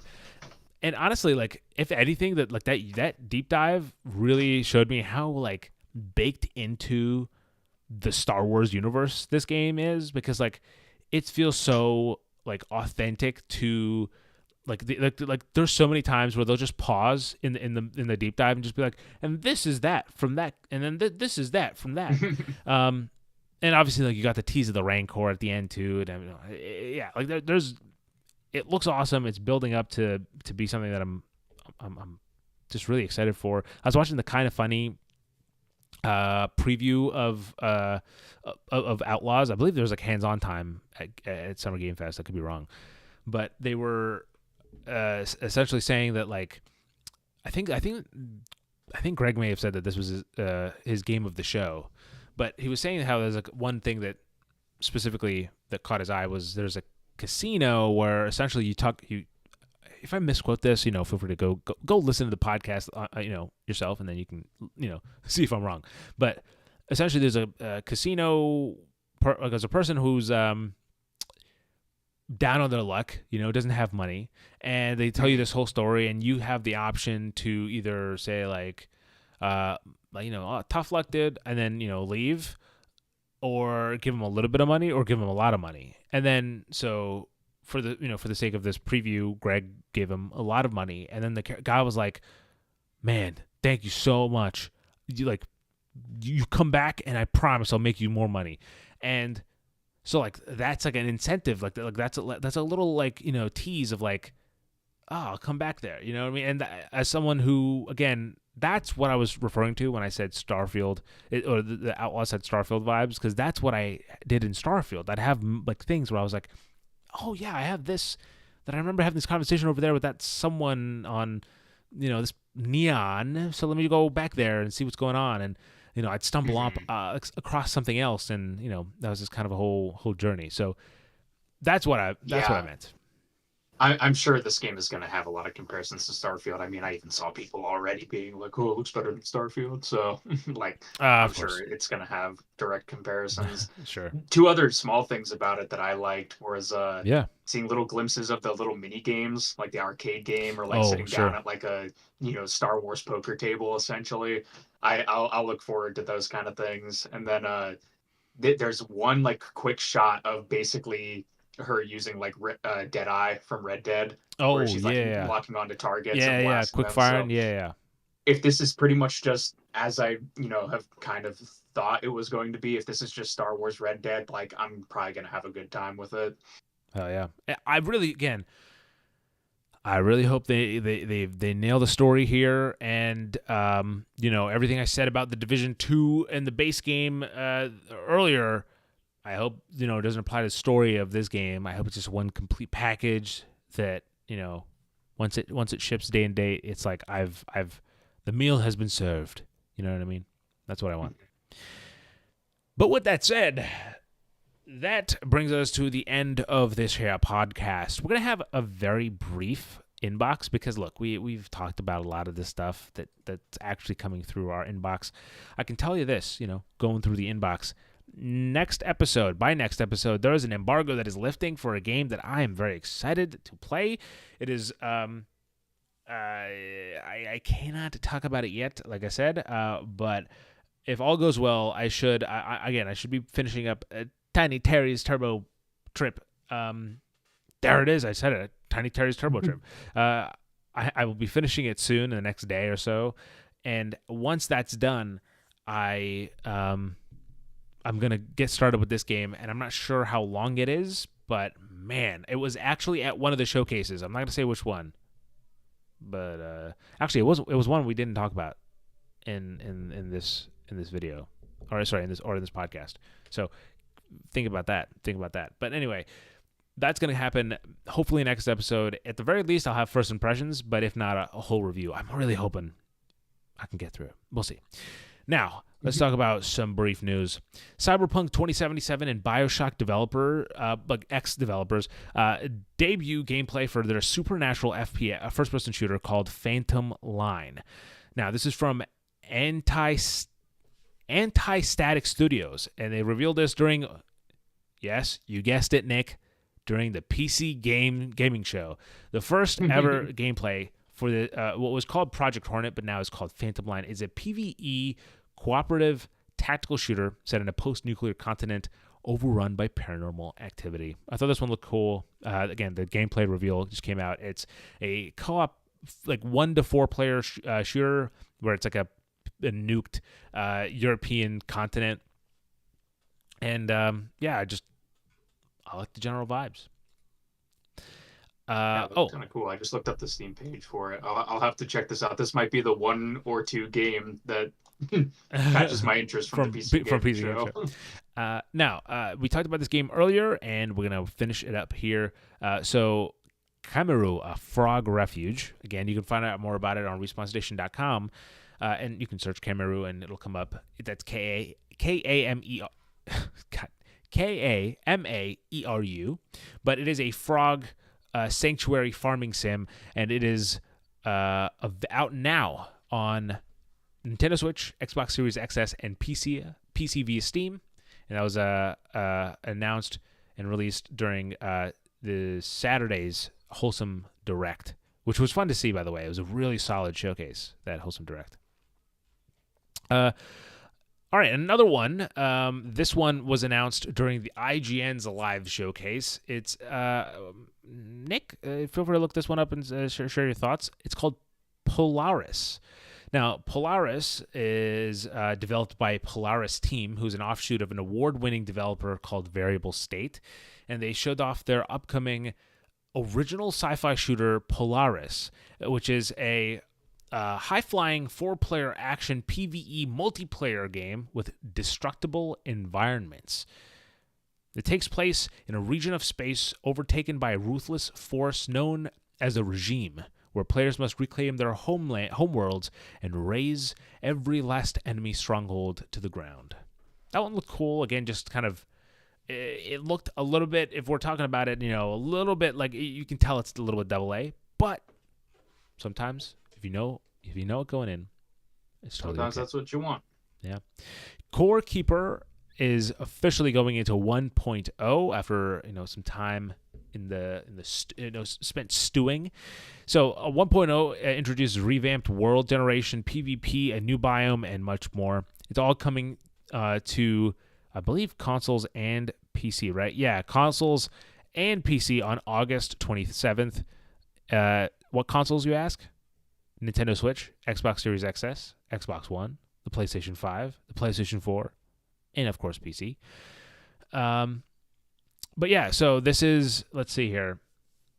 Coming to Core Keeper for the very first time, the 1.0 update will reintroduce the brand new PvP functionality, an entirely revamped whole world generation system, and a mysterious new biome to explore called the Passage. Players can also look forward to 2 brand new combat styles with the introduction of the Mage and the Warlock builds, plus new skill trees, equipment, enemies, bosses, and the conclusive chapter to Core Keeper's main story, alongside much more. So definitely, if you're, I've heard lots of good things about Core Keeper. And again, I'm usually not a person who dives into early access games. Nothing against early access games, I'm just saying. But I'm looking forward to maybe giving this one a stab in August when that comes out later. Excuse me. All right. Starship Troopers Extermination is coming out in 1.0. Again, this one also been out for a while in early access. It is now coming out on consoles and PC in 1.0 on October 2024. So this was another one that was announced during the IGN live event. So this is a 16-player first-person shooter called Starship Troopers Extermination. It'll be arriving on PlayStation 5, Xbox Series XS on October 11th. And then at the same date, the title will release out of early access into 1.0. So, yeah, there you go. If you're a Starship Trooper fan, come out, because I'm sure Helldivers probably took a big piece of that pie. I have 1, 2, 3 more games, and we're done. All right, Nick. All 3 of these I want your opinions on, Nick. All right. So, the first one is called The Precinct. It's a neo-noir action sandbox police game, and it's coming to consoles and PC on August 15th.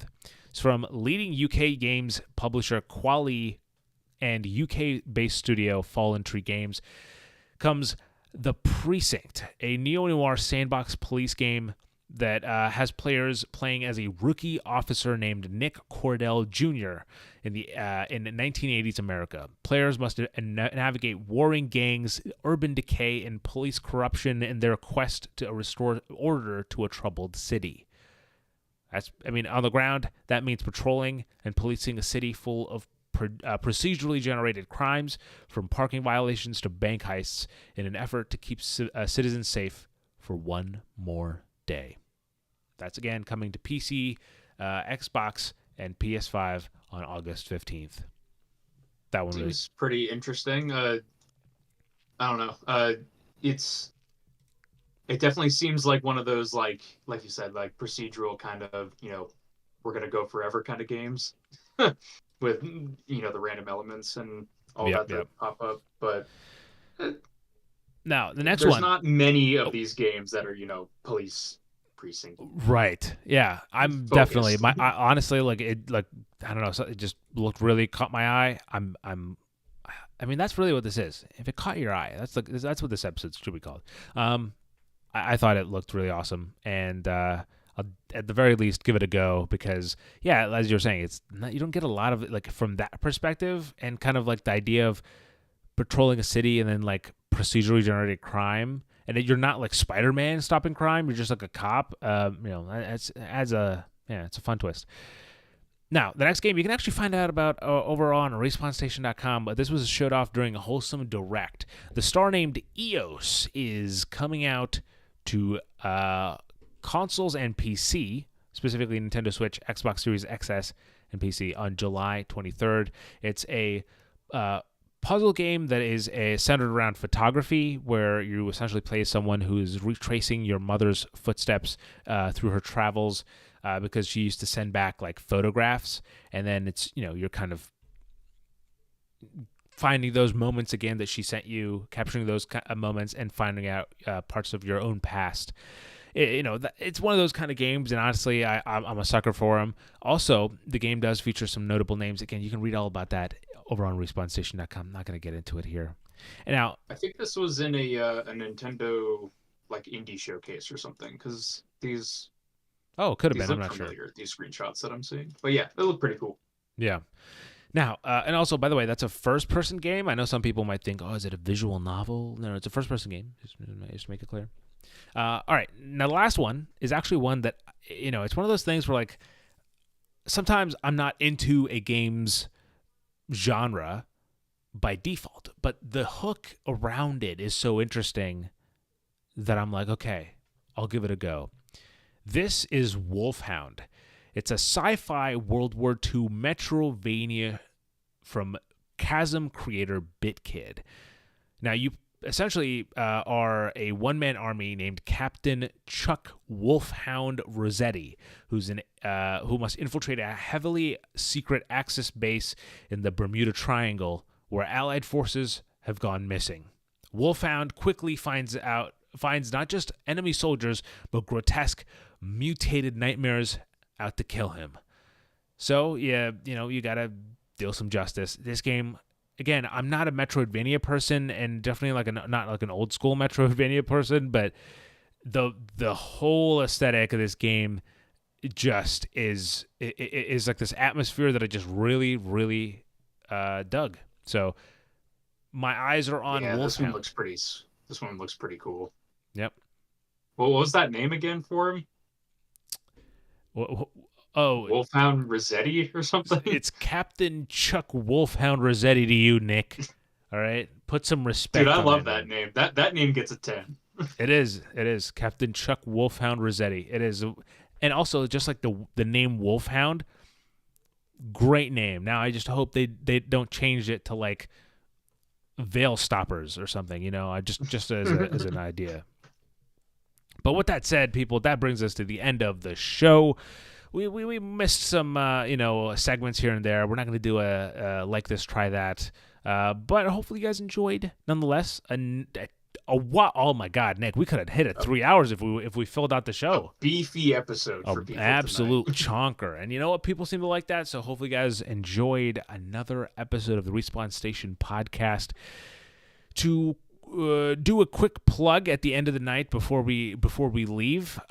So first of all, if you're watching this live, thank you. Feel free to subscribe. How do we say this? So just to explain our content, right? So RespawnStation.com, you can check out our website. That's where we write our articles. And also, you can, when our podcasts go up, you can also see the next day, a post goes up on there as well. Just usually to kind of show you what the new episode's about. But along with that, we have this podcast, which we just started, but for a long time we've done kind of video stuff that we've kind of, for games that we've gotten over the years before we've kind of formally did a podcast, which we've been wanting to do for a long time. We just haven't gotten to. So that stuff is kind of what resides on this channel. You can find all that stuff here. If you're watching this live, if you're listening to this on podcast, you're fine. You're doing your thing. Thank you for doing your thing. Go rate it. Thanks for that stuff. But on YouTube, that's what this channel is. However, I think that for just kind of just public opinion, I guess, some people might have felt that us essentially taking, okay, here's what we realized. We're making 3-hour-long podcasts, like nearly 3-hour-long podcasts. At our last burst of maybe hype, we did like 2-hour podcasts every week for a good streak there, right? We dipped back into 1 hour for a little bit, but no, now we're back out. Now we're back up. We expected this as the Summer Game Fest season drew upon us, but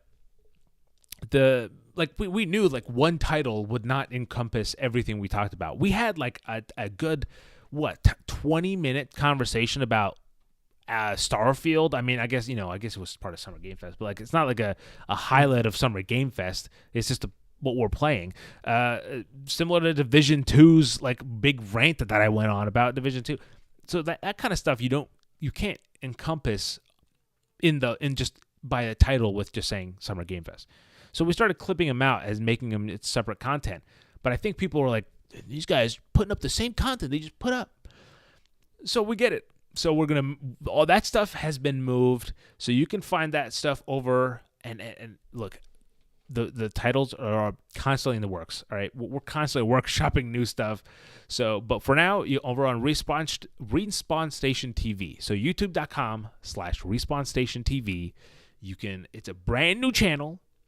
Well, it's an old one. We started it we started a while ago. We're posting it fresh, and it has highlights of our content, bite-sized. You can know what kind of the topic, what we're talking about. Black Ops 4, bam, it's on there. Our reaction to Gears of War E-Day, it's on there. Check it out. It's not like we're not gonna get content every day, but like after a good podcast, you get some good segments on there. So check that out. Subscribe. We're really trying this thing to see how it goes with Google's AI shit going forward. We kind of have to have one foot in each. It's like we have to do our publishing, our website, because that's a kind of like that's what we really loved. At least I loved kind of starting and bringing to life, and it's been like this kind of big kind of achievement, at least I view it as, of like what we've done with it, and I don't want to let it go, but also I think the video content is a good pillar to just kind of make sure we're still getting an audience that maybe doesn't want to read. It sounds bad to say, but you guys, you're the fucking problem. You guys are the fucking problem. Don't blame me. Don't blame me. I'm just a curator here, right? So so start looking at the man in the mirror. All right. Thanks for watching. Thanks for listening. Hopefully you enjoyed. What other podcast ends with such a stark look at look at yourself in the mirror, all right? All right, and tell me why you're not reading articles. All right, on the internet. And then make a response video about why. Yes. Yeah, TikTok, please. And like make it 30 seconds, and if you could have Subway Surfers under that, I'd appreciate it. Thank you so much for listening to another episode of the Respawn Station podcast. Hopefully you enjoyed. If you did, leave a like, subscribe, follow on Twitch. Or no, Jesus, that's just my regular outro. Subscribe on YouTube. Follow on whatever podcast platforms you listen to this on. Spotify, Apple Podcasts. Leave a rating if you could. And as always, I literally saw the like count go up, so I appreciate whoever just literally heard me say that and did it. I appreciate you. Thank you so much. Was it you, Nick? It was.